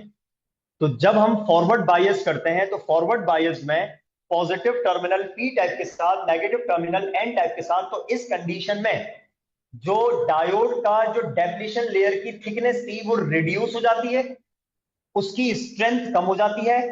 तो अगर पोटेंशियल बैरियर की स्ट्रेंथ कम हो जाएगी, तो इस कंडीशन में करंट फ्लो करेगा, इजीली करंट फ्लो करता है, याद रखिएगा इस बात को। तो इस वाले केस में क्या होगा, thickness of depletion layer, thickness of depletion layer decreases. इस कंडीशन में जो थिकनेस होती है डेप्लीशन लेयर की वो डिक्रीज होती है। और याद रखिएगा इस कंडीशन में जो फॉरवर्ड बायस रेजिस्टेंस होती है, मतलब सर्किट की एक रेजिस्टेंस होती है, जैसे बात आपने डायोड को कनेक्ट किया हुआ है, और डायोड को कनेक्ट करने के बाद कोई भी कंपोनेंट कनेक्ट कर दो, तो एक्चुअली ये फॉरवर्ड बायस है, और फॉरवर्ड बायस की अपनी इसकी एक रेजिस्टेंस होती है जिसको हम कहते हैं फॉरवर्ड बायस रेजिस्टेंस। तो इस कंडीशन में जो रेजिस्टेंस होती है ना सर्किट की फॉरवर्ड बायस की, वो बहुत कम होती है, बहुत कम होती है, फ्यू ओम्स होती है, और इसकी वजह से करंट का फ्लो बड़ा आसानी से होता है। मतलब इस कंडीशन में करंट फ्लो करता है from positive terminal to negative terminal, easily current flow करता है। डेप्लीशन लेयर की स्ट्रेंथ कम हो गई, मतलब जो चीज रुकावट थी, डेप्लीशन लेयर रुकावट था, उसकी स्ट्रेंथ कम हो जाती है, स्ट्रेंथ कम हो जाती है, तो बेसिकली करंट का फ्लो इजीली हो जाता है। ठीक है ना, forward biased resistance is few ohms. याद रखिएगा, फ्यू ओम्स, कुछ ओम्स की खाली रेजिस्टेंस होती है, और अदरवाइज ये करंट इजीली फ्लो करता है। अच्छा, यहां की बात करें अगर हम, तो इस वाली कंडीशन में जो डेप्लीशन लेयर होती है, डेप्लीशन लेयर की जो थिकनेस होती है ना, वो और बढ़ जाती है जब हम रिवर्स बायस करते हैं नेगेटिव पी के साथ, पॉजिटिव टर्मिनल एन टाइप के साथ। तो वो जो डेप्लीशन लेयर था ना, 10⁻⁻⁶ मीटर जिसकी थिकनेस थी, तो रिवर्स बायस के अंदर ये डेप्लीशन लेयर होता है, इसकी थिकनेस 10⁻⁻⁶ से बढ़ जाती है, एक्सपेंड हो जाता है। यानी कि डेप्लीशन लेयर इस कंडीशन में स्ट्रेंथन हो जाता है, उसकी स्ट्रेंथ बढ़ जाती है, उसकी इंटेंसिटी बढ़ जाती है, जिसकी वजह से इस वाली कंडीशन में करंट फ्लो नहीं कर पाता। ये बात ध्यान में रखिएगा, ठीक है ना। तो इस बात को हम यहां पर लिख देते हैं कि thickness of depletion layer increases, thickness of depletion layer increases, यानी कि स्ट्रेंथन की कंडीशन है, स्ट्रेंथ हो जा, स्ट्रेंथ इसकी बढ़ जाती है, स्ट्रेंथन। और थिकनेस बढ़ेगी तो इस कंडीशन में रेजिस्टेंस बहुत बढ़ जाती है, रेजिस्टेंस अच्छी खासी बढ़ जाती है, और इसकी जो रेंज चली जाती है वो मेगा ओम्स में चली जाती है। रिवर्स बायस की कंडीशन में जो रेजिस्टेंस है वो मेगा ओम्स, मेगा मतलब मिलियंस ऑफ ओम्स के अंदर चली जाती है, जिसकी वजह से यहां पर करंट फ्लो नहीं कर पाता, ठीक है ना। तो reverse biased resistance is very high, is very high, बल्कि वेरी वेरी हाई,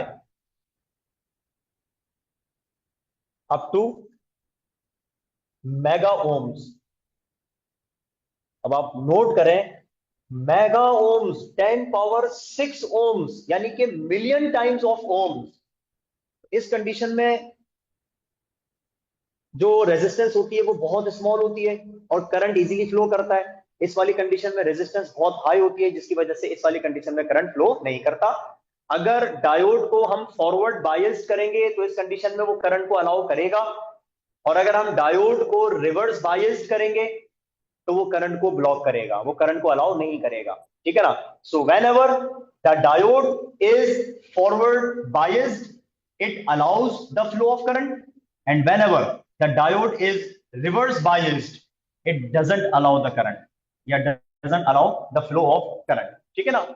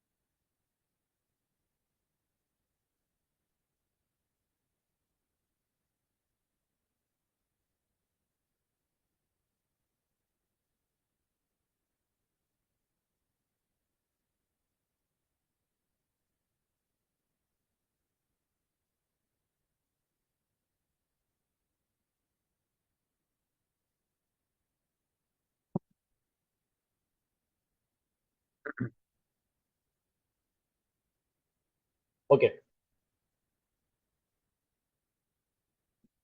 अच्छा, अब ये हम लोगों ने डायोड्स को थोड़ा सा डिस्कस किया, डायोड क्या होता है, डायोड बनता कैसे है। उसके बाद अब हमारा जो मेन टॉपिक है बेसिकली वो होता है रेक्टिफिकेशन का ना। रेक्टिफिकेशन एक ऐसा प्रोसेस होता है जिसमें हम ऑल्टरनेटिंग करंट को कन्वर्ट करते हैं डायरेक्ट करंट में, रेक्टिफिकेशन ना। रेक्टिफिकेशन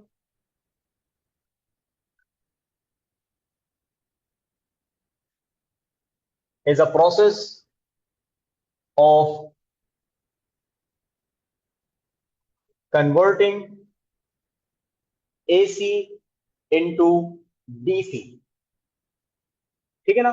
ऑल्टरनेटिंग करंट को डायरेक्ट करंट में कन्वर्ट करने वाला जो प्रोसेस होता है, ऐसे प्रोसेस को बेसिकली हम कहते हैं व्हाट, रेक्टिफिकेशन। अच्छा, रेक्टिफिकेशन की अगर हम बात करें तो दो टाइप्स की होती हैं। एक होती है हाफ वेव रेक्टिफिकेशन और एक होती है फुल वेव रेक्टिफिकेशन। और रेक्टिफिकेशन के प्रोसेस के लिए हम जिस डिवाइस का यूज करते हैं या जिस इलेक्ट्रिकल कंपोनेंट का यूज करते हैं वो खुद होता है डायोड। इस वजह से डायोड के बारे में आपको पढ़ाया जाता है, डायरेक्ट रेक्टिफिकेशन की तरफ नहीं आया जाता।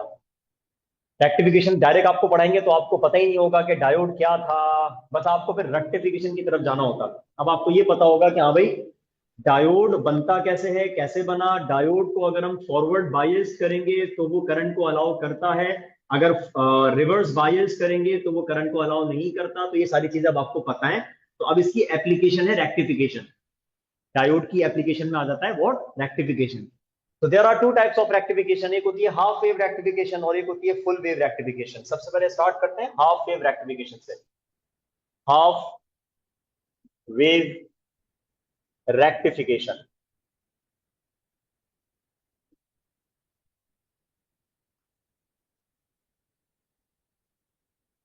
मतलब एक ऐसी रेक्टिफिकेशन जिसमें ऑल्टरनेटिंग साइकिल का, जो ऑल्टरनेटिंग करंट का कंप्लीट साइकिल होता है, पॉजिटिव और नेगेटिव वाला जो हमने कल पढ़ा था, पॉजिटिव और नेगेटिव वाला पूरा कंप्लीट साइकिल होता है। ऐसी रेक्टिफिकेशन जिसमें पूरा साइकिल रेक्टिफाई ना हो बल्कि कंप्लीट साइकिल का सिर्फ हाफ साइकिल रेक्टिफाई हो सके, तो ऐसी रेक्टिफिकेशन को हम कहते हैं half wave rectification, in which only the half part of the alternating cycle is rectified, then such rectification is called half wave rectification. ठीक है। होता कैसे, इसकी डायग्राम हम बनाते हैं इस तरीके से। देखिए, हमारे पास एक होता है डायोड, ये रहा डायोड। और ये होता है रेजिस्टेंस, ये होता है ऑल्टरनेटिंग सोर्स, और ये हमारा सर्किट हो गया कंप्लीट। क्या क्या चीजें, ये रहा इनपुट।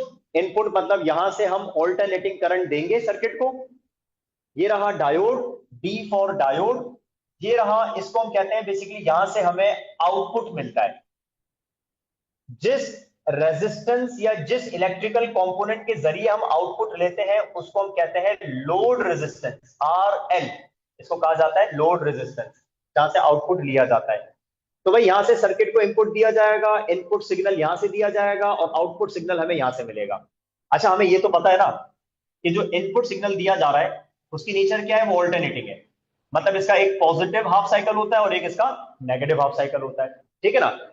अब अगर हम बात करें कि ये हाफ वेव को रेक्टिफाई कैसे करता है, तो सबसे पहले यहां पर आपको इसको दो पार्ट्स में पढ़ना पड़ेगा। मतलब सबसे पहले हम डिस्कस करेंगे इसके पॉजिटिव हाफ साइकिल को और फिर हम डिस्कस करेंगे नेगेटिव हाफ साइकिल को। सबसे पहले स्टार्ट करते हैं for positive half cycle. For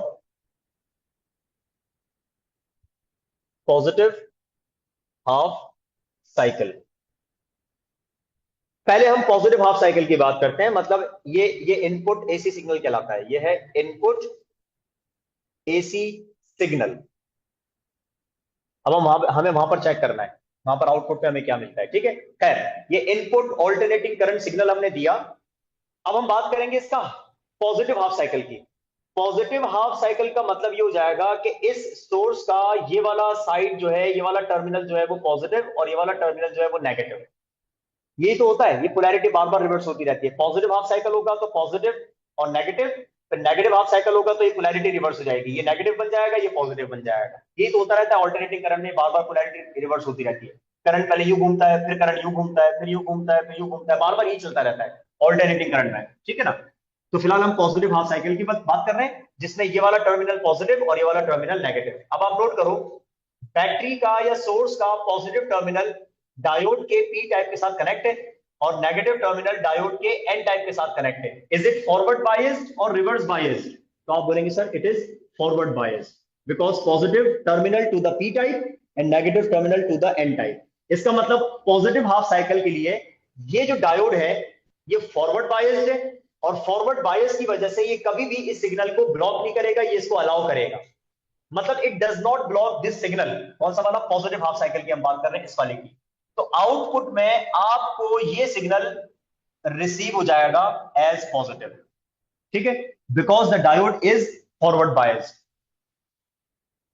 diode is forward biased and the output signal is obtained. The output signal is obtained. ठीक है ना? अच्छा, ये हो गया पॉजिटिव हाफ साइकिल की बात। अब फौरन से ये साइकिल रिवर्स होगा। साइकिल मतलब साइकिल का जो दूसरा हाफ है वो आएगा। साइकिल अभी कंप्लीट है, ये हम कंप्लीट वन साइकिल की बात कर रहे हैं। एक कंप्लीट साइकिल में रिवर्स होती है डायरेक्शन, एक पॉजिटिव होता है तो नेगेटिव बन जाता है। तो हम अब हम बात करेंगे, अब हम बात करेंगे नेगेटिव हाफ साइकिल की। फॉर नेगेटिव हाफ साइकिल, ठीक है ना? और जब हम नेगेटिव हाफ साइकिल की बात करते हैं तो ये पोलैरिटी फौरन से रिवर्स हो जाती है। जो पॉजिटिव था वो बन जाता है नेगेटिव, जो नेगेटिव था वो बन जाता है पॉजिटिव। तो ये नेगेटिव हाफ साइकिल के लिए पोलैरिटी रिवर्स हो जाएगी, पोलैरिटी रिवर्स हो जाएगी। और जैसे ही पोलैरिटी रिवर्स होगी अब क्या होगा, ये देखो, नेगेटिव टर्मिनल पी टाइप के साथ, पॉजिटिव टर्मिनल एन टाइप के साथ। विच बायसिंग इज दिस? तो आप बोलेंगे sir now this biasing is called reverse biasing. तो इसका मतलब ये जो डायोड है रिवर्स बायस्ड हो गया। और रिवर्स बायस में हमने पढ़ा था कि ये करंट को अलाउ नहीं करता, ये करंट को ब्लॉक करता है। इसका मतलब ये जो नेगेटिव हाफ साइकिल होगा ये इसको ब्लॉक कर देगा क्योंकि ये रिवर्स बायस्ड है। तो हम क्या लिखेंगे? Diode is reverse biased and output signal is not obtained. और इस कंडीशन में आउटपुट हमें नहीं मिलेगा, and output signal is not obtained, ठीक है ना?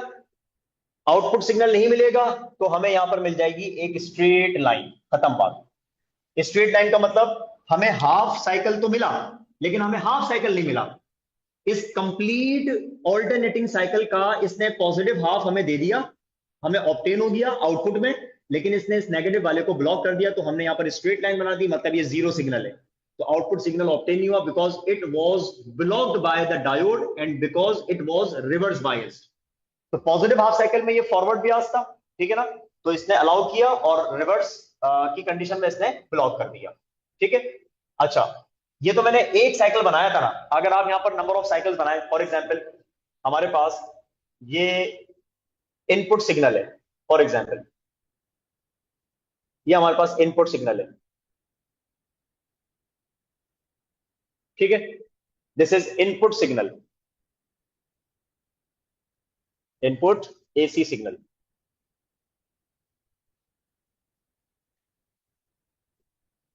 ठीक है?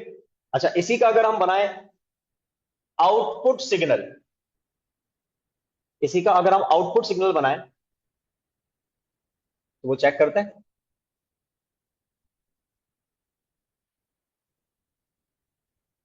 जी, तो भाई ये पॉजिटिव हाफ साइकिल, ये नेगेटिव हाफ साइकिल, ये पॉजिटिव हाफ साइकिल, ये नेगेटिव हाफ साइकिल।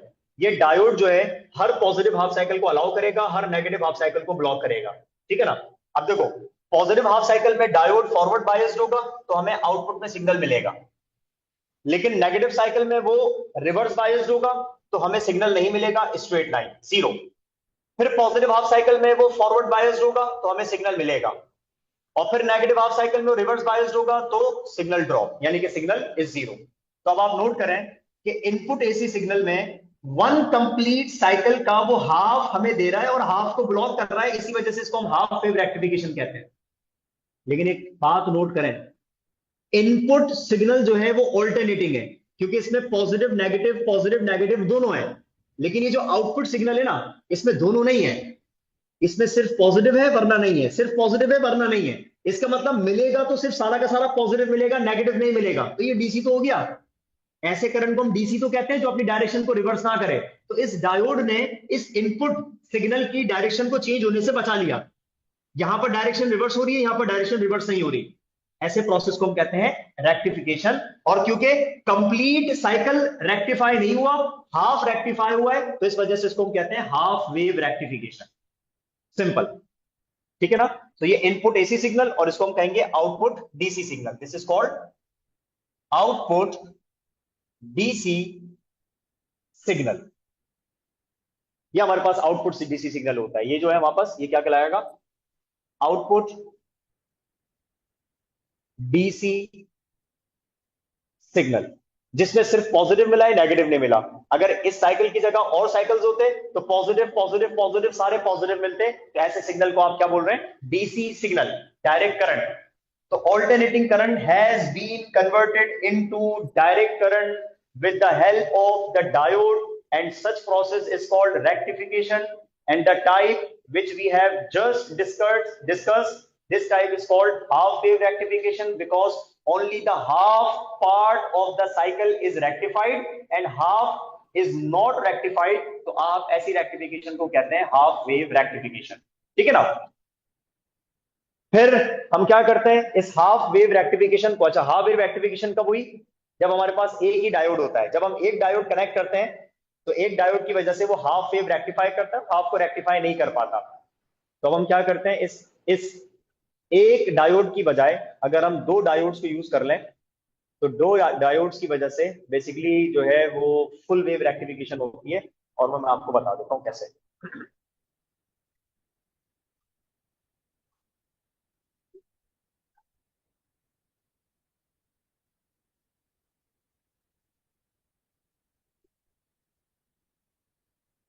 हाँ भाई, full wave rectification, full wave rectification.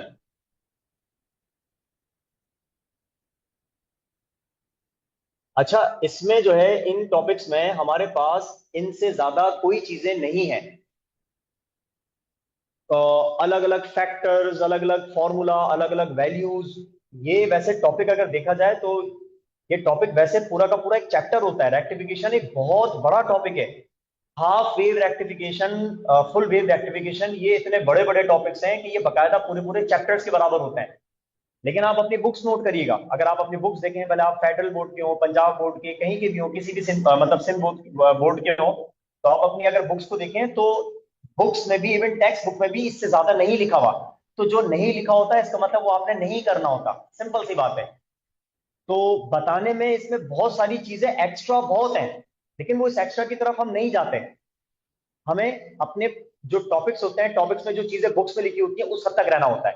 ठीक है ना। तो ये हमारे पास फुल हाफ वेव रेक्टिफिकेशन है। और अब हम फुल वेव रेक्टिफिकेशन की बात करें, तो फुल वेव रेक्टिफिकेशन में हमारे पास एक डायोड की बजाय अब हमारे पास होंगे दो डायोड्स, ताकि वो जो एक साइकिल, हाफ साइकिल जो जाया जा रहा है, उसको भी हम जाया जाने से बचा लें।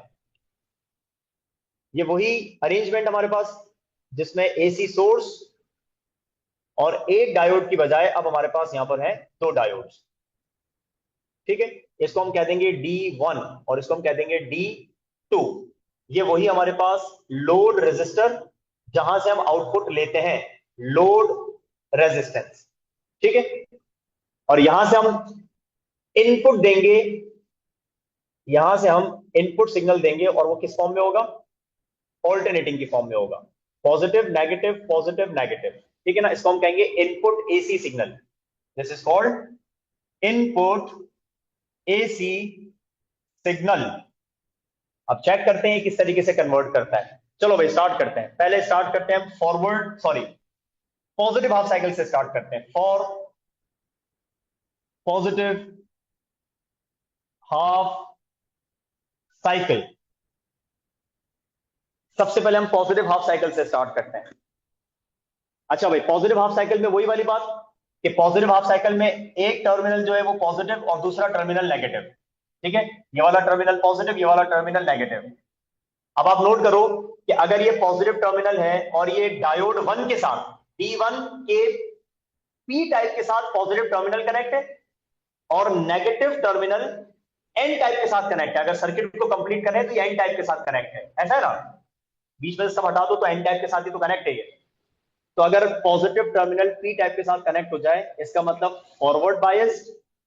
और अगर आप नोट करें इस बैटरी का ये टर्मिनल इस वाले डायोड के पॉजिटिव पी टाइप के साथ कनेक्ट हो गया, तो नेगेटिव टर्मिनल अगर पी टाइप के साथ कनेक्ट हो तो इसको हम कहते हैं रिवर्स बायस्ड। तो इन दो डायोड्स में से एक अभी फिलहाल इस वाले हाफ साइकिल में एक जो है वो फॉरवर्ड बायस्ड है और एक जो है वो रिवर्स बायस्ड है। कौन सा वाला फॉरवर्ड बायस्ड है? D1 वाला, क्योंकि पॉजिटिव टर्मिनल पी टाइप के साथ कनेक्ट है तो इट इज फॉरवर्ड बायस्ड, और नेगेटिव टर्मिनल पी टाइप के साथ कनेक्ट है तो ये वाला रिवर्स बायस्ड है। तो जो फॉरवर्ड बायस्ड होगा वो सिग्नल को अलाउ करेगा, जो रिवर्स बायस्ड होगा वो सिग्नल को अलाउ नहीं करेगा। तो फिलहाल ये ऑन है और ये ऑफ है, इसको ऐसे भी कह सकते हैं। तो यहां पर आप लिखेंगे D1 is forward biased and D2 is reverse biased. ठीक है ना, रिवर्स बायस्ड। तो भाई हमें जो आउटपुट में सिग्नल मिलेगा, ये जो पॉजिटिव वाला सिग्नल मिलेगा आउटपुट में, ये पॉजिटिव हाफ साइकिल हमें जो मिला ये किसकी वजह से मिला? जो जो डायोड ऑन है उसकी वजह से मिला। तो हम कहेंगे ये जो आउटपुट आपको मिलेगा ये फिलहाल इन दोनों में से किसकी वजह से मिला? जो ऑन है। ऑन कौन सा वाला है? D1 वाला। तो output signal is obtained, output signal is obtained due to D1। तो D1 की वजह से हमें आउटपुट सिग्नल मिला। अब इसी तरीके से अगर हम इसको कन्वर्ट करें नेगेटिव हाफ साइकिल में, तो नेगेटिव हाफ साइकिल में ये पोलैरिटी रिवर्स हो जाएगी जी, बिल्कुल रिवर्स हो जाएगी। और जब ये पोलैरिटी रिवर्स हो जाएगी तो इसका मतलब दोबारा इनमें से एक जो है वो फॉरवर्ड हो जाएगा और एक जो है वो रिवर्स हो जाएगा। अब दोबारा इस कंडीशन को डिस्कस करते हैं। देखो, अब हम लिखेंगे फॉर नेगेटिव हाफ साइकिल। अभी हमने इसको डिस्कस किया और हम डिस्कस करते हैं for negative half cycle. For negative half cycle, ठीक है। अच्छा, नेगेटिव हाफ साइकिल में पोलैरिटी रिवर्स हो गई, जो नेगेटिव था वो बन गया पॉजिटिव, जो पॉजिटिव था वो बन गया नेगेटिव। ठीक है, अब कौन सा वाला फॉरवर्ड है कौन सा वाला रिवर्स है? देखो, पॉजिटिव टर्मिनल इस वाले पी टाइप के साथ कनेक्ट हो गया और नेगेटिव टर्मिनल इस बार इसके पी टाइप के साथ कनेक्ट हो गया। अगर पॉजिटिव पॉजिटिव के साथ कनेक्ट है इसका मतलब ये वाला फॉरवर्ड है, और अगर नेगेटिव पी टाइप के साथ कनेक्ट है इसका मतलब ये वाला रिवर्स है। तो ये दोनों रिवर्स हो गए। तो इस कंडीशन में, अब इस वाली कंडीशन में ये फॉरवर्ड बायस्ड और ये वाला रिवर्स बायस्ड। ठीक है ना। तो अब आप लिखेंगे D2 is forward biased and D1 is reverse biased. ठीक है। अच्छा, अब इसके लिए देखें तो ये वाला जो है वो नेगेटिव वाले को ब्लॉक करेगा, लेकिन क्योंकि अब ये फॉरवर्ड बायस्ड है तो ये इस वाले को ब्लॉक नहीं करेगा। लेकिन एक बात और बताऊं, ये इसको ब्लॉक नहीं करेगा, ये आपको देगा, लेकिन ये आपको नेगेटिव के तौर पर नहीं देगा। इस वाले के लिए ये नेगेटिव नहीं है, ये इस वाले के लिए ये पॉजिटिव है। जैसे इस वाले की इसके इस वाले के लिए ये वाला पॉजिटिव है और ये वाला नेगेटिव हाफ साइकिल है, लेकिन इस वाले के लिए अब ये पॉजिटिव हाफ साइकिल है और इस वाले के लिए ये वाला नेगेटिव हाफ साइकिल है। तो इस वाले डायोड को ये नेगेटिव नजर नहीं आएगा, इस वाले डायोड को ये पॉजिटिव नजर आएगा। तो ये इसको आपको आउटपुट में देगा पॉजिटिव के तौर पर ही, याद रखिएगा। तो ये आपको पॉजिटिव मिल गया। ठीक है। तो भाई ये वाला जो है आउटपुट में मिला D1 की वजह से, और ये वाला जो है आपको आउटपुट में मिला ये वाला ये आपको मिला D2 की वजह से। बल्कि एक काम करते हैं ना, यहां पर इसको इस तरीके से लिखते हैं। सबसे पहले आपको ये मिला D1 की वजह से, तो मैं यहां पर लिख देता हूं D1। फिर आपको दूसरा पॉजिटिव हाफ साइकिल मिला, ये आपको मिला D2 की वजह से। इसी तरीके से अब रिवर्स दोबारा हो जाएगा, दोबारा ये पॉजिटिव हाफ साइकिल आ जाएगा, दोबारा ये कंडीशन, तो ये आपको अलाउ करेगा D1 वाला, ये मिलेगा D1 की वजह से। फिर दोबारा नेगेटिव हो जाएगा, नेगेटिव हाफ साइकिल के लिए दोबारा ये कंडीशन, तो ये आपको यहां पर मिलेगा D2 की वजह से। सिंपल। तो अब आप लिखेंगे output signal is obtain, output signal is obtain due to D2। ठीक है, तो इसका मतलब आप देखो कि इस बार कोई भी साइकिल जो है, कोई भी पॉजिटिव या नेगेटिव साइकिल, इनमें से कोई भी साइकिल ब्लॉक नहीं हो रहा, हमें सब कुछ मिल रहा है। ठीक है ना। तो अब आप देखें, अगर मैं फाइनली यहां पर बनाना चाहूं, जैसे ये आउटपुट सिग्नल है, ये आउटपुट है और डीसी सिग्नल है, आउटपुट डीसी सिग्नल। तो अगर हम यहां पर इसको बनाना चाहें, तो आप इसको इस तरीके से बना सकते हैं। ये हमारे पास positive half cycle, negative half cycle, positive half cycle, negative half cycle. ठीक है, positive half cycle, negative, positive, negative. This is called input AC signal. यहां लिखते हैं इनपुट एसी सिग्नल। ठीक है। अच्छा, नाउ अब हम बनाते हैं आउटपुट। आउटपुट कैसे? ये पोर्शन, ये वाला पोर्शन, ये वाला पोर्शन और ये वाला पोर्शन। हाँ भाई, पॉजिटिव हाफ साइकिल के लिए D1 ऑन था, D1 ऑन था, तो हमें आउटपुट मिला D1 की वजह से। नेगेटिव हाफ साइकिल के लिए D2 ऑन था, तो हमें ये मिला D2 की वजह से। पॉजिटिव हाफ साइकिल के लिए D1 ऑन है, तो हमें ये मिला D1 की वजह से। और नेगेटिव हाफ साइकिल के लिए D2 फॉरवर्ड बायस्ड है, तो हमें ये मिला D2 की वजह से। तो अब आप चेक करो कि यहाँ पर कोई भी साइकिल जो है वो जाया नहीं जा रहा, आपको आउटपुट की फॉर्म में जो है वो डीसी मिल रहा है। डीसी वहां पर भी मिल रहा था, ये भी डीसी है भाई, पॉजिटिव, सारे पॉजिटिव है, नेगेटिव है ही नहीं। डीसी ये भी था, लेकिन फर्क ये है कि वो हाफ था, हाफ को रेक्टिफाई कर रहा है, हाफ जाया जा रहा है। यहाँ जाया कुछ भी नहीं जा रहा। ठीक है ना। तो ऐसी रेक्टिफिकेशन को हम कहते हैं full wave rectification. Now this is called output DC signal, output DC signal. तो ये हमारे पास कहलाता है फुल वेव रेक्टिफिकेशन का प्रोसेस, जिसमें बेसिकली हम यूज करते हैं दो डायोड्स। अगर हम एक डायोड को यूज करेंगे, तो वो हाफ वेव को रेक्टिफाई करता है और हाफ को ब्लॉक करता है। अगर हम फुल वेव रेक्टिफिकेशन करते हैं, तो फुल वेव रेक्टिफिकेशन में we use minimum two diodes, हम कम से कम दो डायोड यूज करते हैं। और फिर हमारे पास जो है वो फुल वेव रेक्टिफिकेशन का एक और भी तरीका होता है, और उसको बेसिकली हम कहते हैं bridge rectification, full wave bridge rectification. वो भी मैं आपको बता देता हूँ, आपने स्क्रीनशॉट वगैरह ले लिया होगा इसका।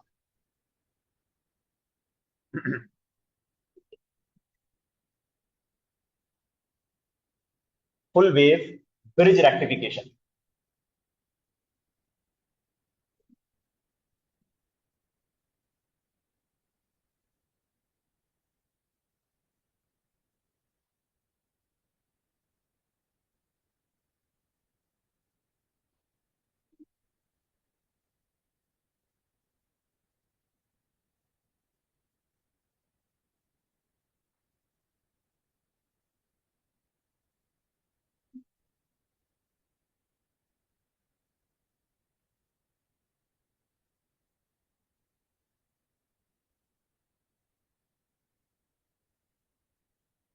हम्म, फुल वेव ब्रिज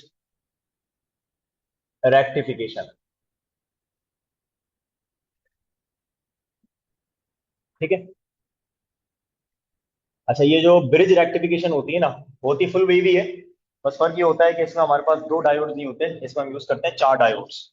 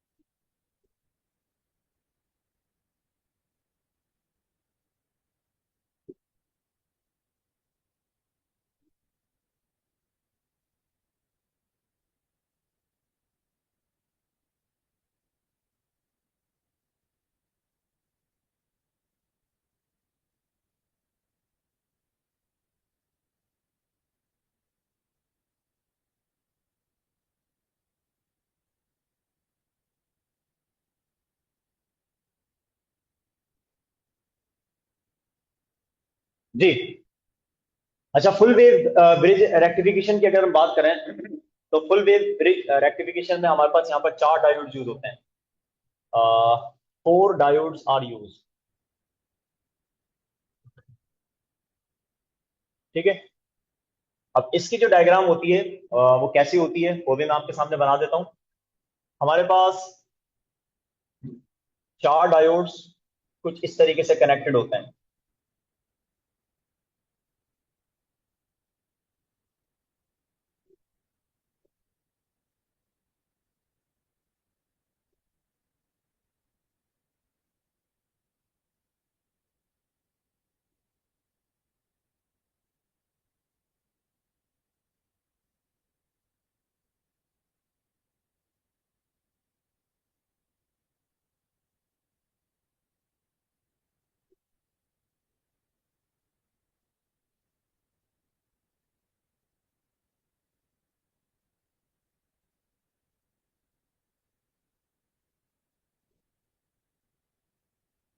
ये हमारे पास चार डायोड्स।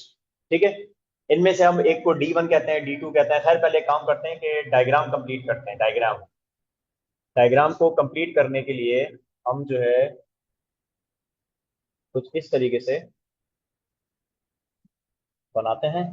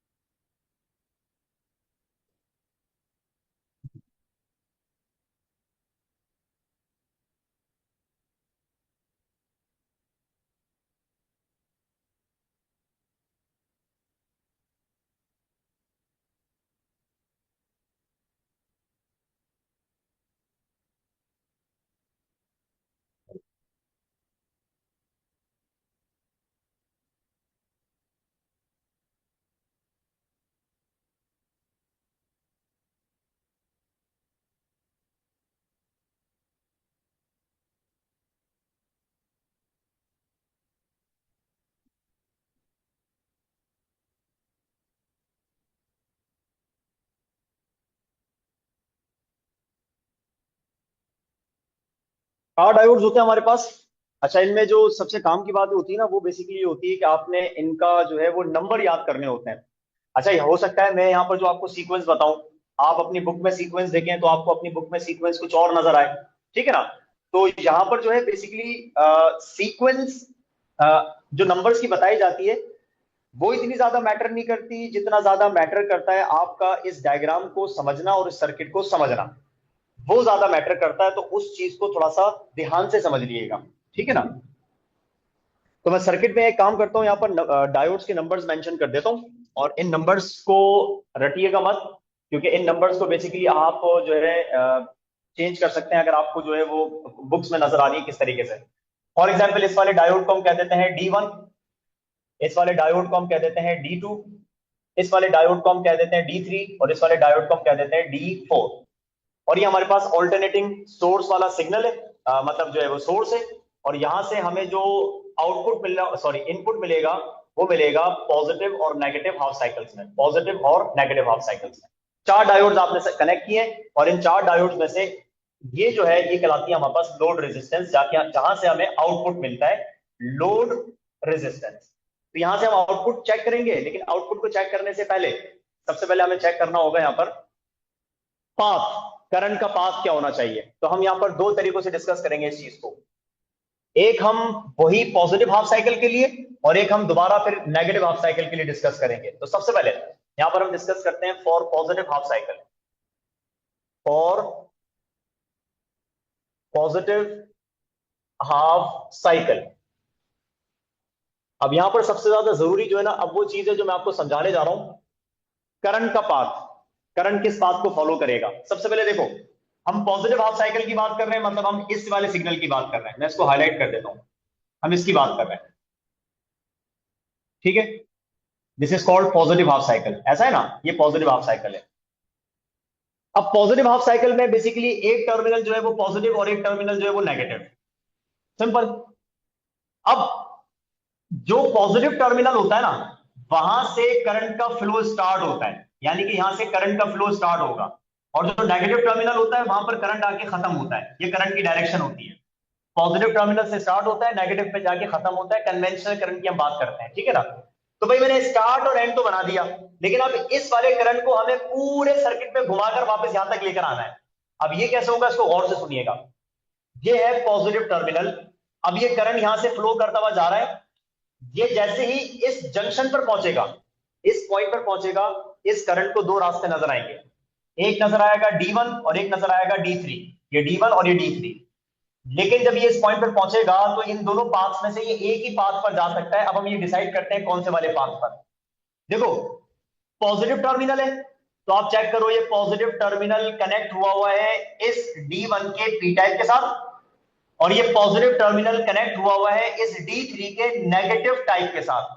तो पॉजिटिव टर्मिनल पी टाइप के साथ कनेक्ट हो तो वो फॉरवर्ड होता है, एन टाइप के साथ कनेक्ट हो तो वो रिवर्स होता है। इसका मतलब इन दोनों में से एक जो है वो, ये वाला जो है वो फॉरवर्ड बायस है, और जो ये वाला है ये रिवर्स बायस है ना। तो जो फॉरवर्ड बायस्ड होगा वो करंट को अलाउ करेगा। इसका मतलब ये करंट जाएगा इनिशियली D1 में से, ठीक है। ये फॉरवर्ड बायस और ये रिवर्स बायस, तो ये करंट को अलाउ नहीं करेगा। तो इसका मतलब ये करंट जाएगा इस वाले पाथ से, इसको पाथ इसको जो है वो पास करता हुआ ये पहुंचेगा इस जंक्शन पर। और जैसे ही इस जंक्शन पर पहुंचेगा तो इसको दो रास्ते नजर आएंगे, या तो ये चले जाए आउटपुट की तरफ, या तो ये चला जाए D4 की तरफ। अब दोबारा चेक करो, पॉजिटिव से स्टार्ट कर रहे हैं ना हम लोग, तो पॉजिटिव टर्मिनल इसके पी टाइप के साथ और पॉजिटिव टर्मिनल इसके एन टाइप के साथ कनेक्ट हो रहा है। इसको पूरा कंटिन्यू कर लो ना। ये एन टाइप मतलब ये कनेक्ट इधर से नहीं जाएगा। ये पॉजिटिव टर्मिनल इसके पी टाइप के साथ और ये पॉजिटिव टर्मिनल इसके एन टाइप के साथ, मतलब ये ब्लॉक करेगा। ये रिवर्स बायस्ड है। तो D4 रिवर्स बायस्ड है। तो ये जो करंट है, ये करंट इस जंक्शन से होता हुआ जाएगा आउटपुट की तरफ, यहां से आपको करंट मिलेगा, ठीक है। तो इसका मतलब इस करंट को हमने आउटपुट तक पहुंचाया, और हमें आउटपुट तक पहुंचाने में ये पता चला कि इन चार में से ये वाला डायोड रिवर्स बायस्ड है, ये वाला फॉरवर्ड बायस्ड है, और ये वाला भी रिवर्स बायस्ड है।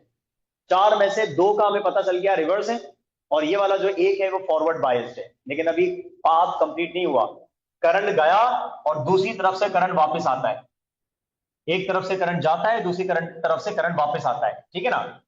तो भाई अब यहां से करंट को हम फॉलो करेंगे। ये करंट ऐसे जा रहा है, ये करंट इस तरीके से जाएगा यहां से, ब्रिज, ये ब्रिज कहलाता है, ब्रिज इसके नीचे से होता हुआ जाएगा, और ये करंट इस तरीके से जाएगा, और ये करंट पहुंचेगा इस वाले पॉइंट पर, इस वाले जंक्शन पर। अच्छा, एक बात ध्यान में रखिएगा, वो ये, जब तक पॉजिटिव हाफ साइकिल कंप्लीट नहीं हो जाता, जब तक करंट कंप्लीट अपना पाथ यहां पर आके खत्म नहीं कर लेता, पॉजिटिव हाफ साइकिल चल रहा है।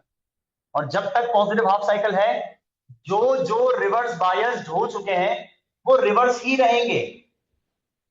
जाते हुए के लिए जो जो रिवर्स थे करंट के वापस आने के लिए, वो अभी भी क्या रहेंगे, रिवर्स बायस्ड रहेंगे। वो करंट को अभी भी अलाउ नहीं करेंगे। आपको पता है, जब करंट हम लेके जा रहे थे तो ये वाला रिवर्स था और ये वाला रिवर्स था। इसका मतलब ये अभी भी जब करंट वापस आ रहा है तो ये अभी भी रिवर्स रहेंगे, क्योंकि अभी हमारा पॉजिटिव हाफ साइकिल कंप्लीट नहीं हुआ। It is still reverse bias. तो जब ये करंट यहां पहुंचेगा ना, तो ये इसको अलाउ नहीं करेगा, ये रिवर्स बायस है, ये ऑफ है। तो करंट यहां से जाएगा, ये देखो करंट यहां से जाएगा। और जब करंट यहां से जाएगा तो इसका मतलब ये फॉरवर्ड बायस है, ये वाला फॉरवर्ड बायस्ड है। जब करंट इसको पास करके यहां पहुंचेगा इस जंक्शन पर, तो इसके पास दो रास्ते, या तो D4 में से जाए, या इनपुट की तरफ से, सॉरी, इनपुट की तरफ चला जाए। तो अगेन D4 ऑलरेडी रिवर्स है। जब हमने यहां से स्टार्ट किया था तो D3 और D4 रिवर्स थे, तो ये भी रिवर्स ही रहेंगे जब तक ये साइकिल कंप्लीट नहीं हो जाता। तो भाई जब ये करंट यहां पहुंचेगा तो ये रिवर्स है, तो ये इस करंट को अलाउ नहीं करेगा, तो ये चला जाएगा, ये चला जाएगा ब्रिज के ऊपर से होता हुआ। ये देखो पाथ कंप्लीट हो गया। तो एक तरफ से हमने करंट निकाला और एक तरफ से घुमाते हुए वापस लेकर आए, और ये करंट वापस यहां पर आ गया। तो पता ये चला कि पॉजिटिव हाफ साइकिल में इन चार में से दो डायोड जो है वो फॉरवर्ड बायस्ड है, और दो जो है वो रिवर्स बायस्ड है। कौन कौन से, D1 एंड D2, और D1 and D2 are forward biased. Forward biased, ठीक है। जबकि D3 and D4 are reverse biased. Positive half cycle के दौरान 4 में से 2 फॉरवर्ड बायस्ड है और 2 जो है वो रिवर्स बायस्ड है। यानी कि ये जो पॉजिटिव हाफ साइकिल आपको यहां पर आउटपुट में मिलेगा, ये मिला हमें आउटपुट में पॉजिटिव हाफ साइकिल। ये जो पॉजिटिव हाफ साइकिल मिलेगा ये किन दो की वजह से मिल रहा है? ये हमें मिल रहा है D1 और D2 की वजह से, ठीक है। ये इनपुट वाला पॉजिटिव हमें मिल गया आउटपुट में किन दो की वजह से? D1 और D2 की वजह से। ये तो हो गई कहानी पॉजिटिव हाफ साइकिल की। अच्छा, यहां पर हम लिखते हैं output signal is obtained, output signal is obtained due to D1 and D2। तो D1 और D2 की वजह से हमें ये आउटपुट सिग्नल मिला, क्योंकि D1 और D2 जो है वो फॉरवर्ड बायस्ड है, इन्होंने सिग्नल को अलाउ किया। अब इसी तरीके से अब हम बात करेंगे नेगेटिव हाफ साइकिल की। Negative half cycle, for negative half cycle,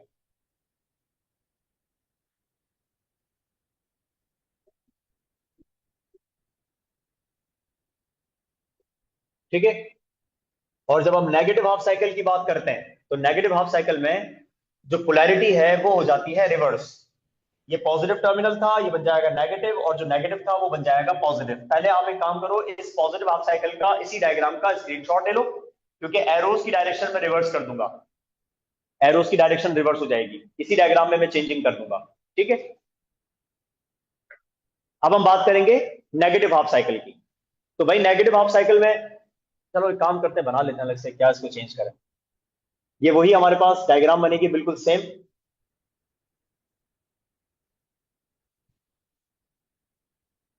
ठीक है।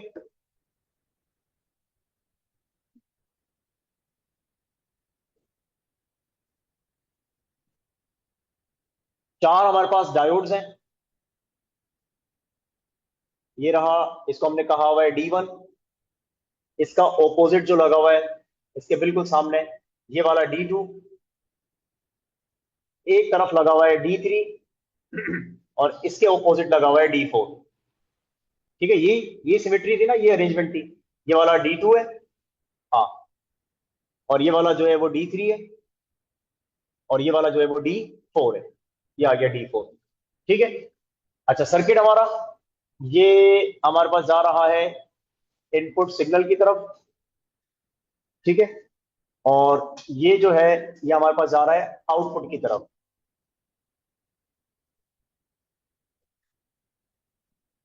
सेम बना रहा हूँ बिल्कुल सेम बना रहा हूँ ताकि कोई कंफ्यूजन ना रहे, वरना ये वायर्स वगैरह के अंदर आगे पीछे हो जाते हैं, थोड़े बहुत कंडीशन चेंज हो जाती है, ठीक है ना। इसको ब्रिज रेक्टिफिकेशन इस वजह से कहते हैं क्योंकि यहाँ पर ये ब्रिज बनता है, इनका कोई आपस में कनेक्शन नहीं होता, लाइक दिस। अब हम बात कर रहे हैं नेगेटिव हाफ साइकिल की। नेगेटिव हाफ साइकिल का मतलब ये नेगेटिव और ये पॉजिटिव। नेगेटिव हाफ साइकिल का मतलब ये हो जाएगा कि ये वाला सिग्नल छोड़ दो, अब हम बात कर रहे हैं इस वाले सिग्नल की, इस वाले सिग्नल की, ठीक है ना।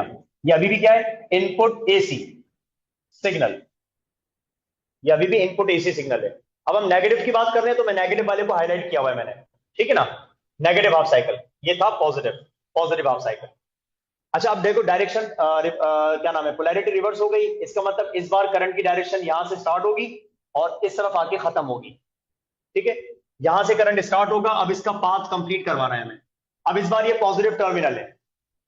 अब हम चेक करते हैं ये पॉजिटिव टर्मिनल किसके साथ कनेक्ट है। ये देखो, ये करंट आ रहा है, ये करंट का फ्लो, ये करंट ब्रिज पे से होता हुआ और ये पहुंचेगा इस जंक्शन पर। जैसे ही करंट इस जंक्शन पर पहुंचेगा तो इसको दो रास्ते नजर आएंगे, या तो D4 या तो D2। तो भाई ये D4 का पॉजिटिव टाइप और ये D2 का नेगेटिव टाइप। तो अब आप चेक करो, पॉजिटिव से स्टार्ट हुआ है ना, तो पॉजिटिव टर्मिनल P टाइप के साथ कनेक्ट है, तो मतलब ये फॉरवर्ड बायस्ड है। और पॉजिटिव टर्मिनल यहां पर आके N टाइप के साथ कनेक्ट हो गया, मतलब ये रिवर्स हो गया। तो इसका मतलब करंट कहां से जाएगा? करंट जाएगा D4 में से होता हुआ। ये ऑन है, ये अलाउ करेगा, और करंट पहुंचेगा इस जंक्शन पर। अब इस जंक्शन पर पहुंचेगा तो चेक कर लो, सामने आ गया नेगेटिव टाइप। तो हम कहां से स्टार्ट हुए? पॉजिटिव टर्मिनल से। तो पॉजिटिव टर्मिनल, इसका मतलब एन टाइप के साथ आ गया, तो इसका मतलब ये रिवर्स। इसका मतलब ये करंट जाएगा आउटपुट आउटपुट की तरफ, ये हमें आउटपुट की तरफ ले गया करंट। और एक तरफ से करंट जाता है तो दूसरी तरफ से करंट वापस आता है। तो अब आपने इस करंट को कंप्लीट करना है। ये करंट आ रहा है ब्रिज के नीचे से होता हुआ, ब्रिज के नीचे से होता हुआ ये पहुंचेगा इस जंक्शन तक। और जब ये इस जंक्शन पर पहुंचेगा तो इसके सामने दो रास्ते, D2 और D3। हमें पता है D2 जो है वो रिवर्स हो गया। जब करंट हम यहां तक लेके जा रहे थे तो दो दो रिवर्स थे। कौन कौन से? D2 वाला, D1 वाला। तो जो रिवर्स है अब वो रिवर्स रहेंगे जब तक ये साइकिल कंप्लीट चल रहा है। तो ये और ये रिवर्स है। तो इसका मतलब जब ये करंट यहां पहुंचेगा तो ये तो रिवर्स बायस्ड है, तो ये करंट को अलाउ नहीं करेगा। तो करंट कहां से जाएगा? D3 में से होता हुआ। तो ये D3 में से होता हुआ जाएगा। और जब ये इस पॉइंट पर पहुंचेगा, दो रास्ते, D1 या इनपुट। तो भाई D1 जो है वो ऑलरेडी रिवर्स है, तो ये जाएगा कहां की तरफ? इनपुट की तरफ। और ये देखो पाथ कंप्लीट हो गया। ठीक है ना? तो इस नेगेटिव हाफ साइकिल में जो पहले दो फॉरवर्ड थे वो रिवर्स हो गए, जो रिवर्स थे वो फॉरवर्ड हो गए। सिंपल। तो अब आप यहां लिखोगे कि D1 and D2 are reverse biased, जबकि D3 and D4 are forward biased. ठीक है? यानी कि इस बार ये जो सिग्नल मिलेगा हमें, पहले हमें सिग्नल मिल चुका है ऑलरेडी, पहले हमें सिग्नल मिल चुका है ऑलरेडी, लेकिन इस बार ये वाला सिग्नल मिला है हमें, ये वाला नेगेटिव हाफ साइकिल वाला सिग्नल ये मिला है। और ये वाला जो सिग्नल हमें मिला है, ये सिग्नल किसकी वजह से मिला है? किन दो की वजह से मिला है? ये सिग्नल हमें मिला है D3 और D4 की वजह से। यहां पर ये जो सिग्नल मिला था, ये मिला था D1 और D2 की वजह से। और यहां पर ये सिग्नल यहां पर मिला हमें D3 और D4 की वजह से। Output signal is obtained due to D3 and D4। देखो ये तो थी, मैंने जो सीक्वेंस बताई थी डायोड्स की, वो। अब आपने ये सीक्वेंस रटनी नहीं है, आपने बस मेथड याद रखना है, करंट का पाथ पूरा करना है बस, जो मैंने आपको तरीका बताया। आपको पता है डिफरेंट बुक्स में ये जो सीक्वेंस है ये चेंज हो सकती है। क्या पता अगर इस सीक्वेंस को हम चेंज करते हैं, इसको D1 कह दिया, इसको D2 कह दें, इसको D3 कह दें, इसको D4 कह दें, है ना? तो अगर ये सीक्वेंस चेंज हो रही है तो फिर हमें चेक करना पड़ेगा फिर कौन से फॉरवर्ड है, फिर कौन से रिवर्स है। तो ये मैटर नहीं करता कि हम ये D1 रखें, ये D2 रखें, ये D3। मैटर क्या करता है? करंट का पाथ। करंट का पाथ, करंट के जाते हुए कौन कौन रिवर्स है, करंट के आते हुए कौन कौन से जो रिवर्स थे वो रिवर्स रहेंगे, कौन से वाले फॉरवर्ड है। तो बस आपने पाथ याद रखना है, पाथ कंप्लीट कर लो। जो आपको पता चल गया कि फॉरवर्ड है, जो आपको पता चल गया वो रिवर्स है, तो वो जो रिवर्स था वो रिवर्स रहेगा, जो फॉरवर्ड है वो फॉरवर्ड रहेगा। तो इसमें जो मैटर करता है ना, वो मैटर करता है ऑर्डर। करंट का पाथ कंप्लीट करना होता है, इस बात को ध्यान में रखिएगा। पाथ कंप्लीट हो गया तो आप ये डिसाइड करने के काबिल होंगे कि which one is forward biased और which one is reverse biased.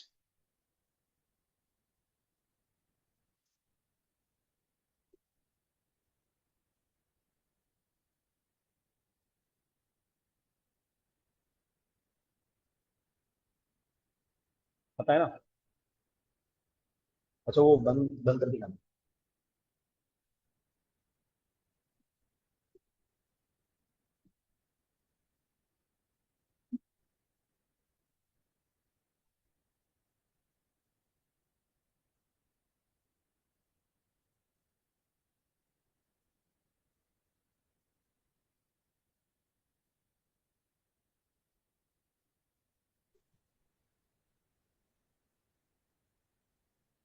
Hello अस्सलाम वालेकुम सर। वालेकुम सलाम। सर एक मेरा सवाल था। हम जो पढ़ते हैं कि ये जो डायोड है वो एक तरफ ही करंट मतलब फ्लो करवाता है। वो अंदर उसका जो मैकेनिज्म होता है वो थोड़ा अगर आप समझा दें। अच्छा ये जो असल में इसको हम कहते हैं यूनि डायरेक्शनल डिवाइस होती है ये। Yes sir. हाँ, असल में ये एक डायरेक्शन में करंट को अलाउ करवाता है। इस बात का मतलब बेसिकली ये होता है कि ये वही तो सारी बात है फॉरवर्ड बायस की और रिवर्स बायस की। मतलब अगर आप डायोड को एसी सिग्नल प्रोवाइड करें, तो जो डायोड होता है उसका मैकेनिज्म जो होता है, जैसे हमने जो डिटेल में पढ़ा पहले, पी टाइप एन टाइप को आपने मिलाया तो ये डायोड बना। और जब हम इसको बैटरी से कनेक्ट करते हैं तो बैटरी का पॉजिटिव पी टाइप के साथ कनेक्ट करते हैं, बैटरी का नेगेटिव एन टाइप के साथ कनेक्ट करते हैं, तो ये करंट को अलाउ करता है। यानी कि जब जब डायोड फॉरवर्ड बायस्ड होगा तो वो करंट को अलाउ करेगा, और जब जब वो रिवर्स बायस्ड होगा वो तो करंट को ब्लॉक करेगा। तो इसका मतलब ये है, यूनी डायरेक्शन का मतलब ये एक ही डायरेक्शन में करंट को अलाउ करता है। इसका मतलब ये होता है कि अगर आप इसको इनपुट सिग्नल देते जाएं, तो वो जो इनपुट एसी सिग्नल होता है उसके हर पॉजिटिव हाफ साइकिल को ये आपको आउटपुट में देता जाएगा, और हर नेगेटिव हाफ साइकिल को ब्लॉक करता जाएगा। तो इसका मतलब ये एक डायरेक्शन में काम करने वाली डिवाइस है। ये करंट की दोनों डायरेक्शंस, यानी कि पॉजिटिव और नेगेटिव दोनों डायरेक्शंस पे काम नहीं कर रही। ये सिर्फ एक डायरेक्शन पे काम करती है और दूसरी डायरेक्शन पर ब्लॉक कर देती है। तो इस वजह से बेसिकली इसको कहा जाता है कि ये एक यूनी डायरेक्शनल डिवाइस है। ये सिर्फ और सिर्फ करंट की एक डायरेक्शन को अलाउ करती है, दूसरी वाली डायरेक्शन को ब्लॉक कर देती है। That is why we say that it is a unidirectional device, diode. और बनता वही पी टाइप और एन टाइप जंक्शन से।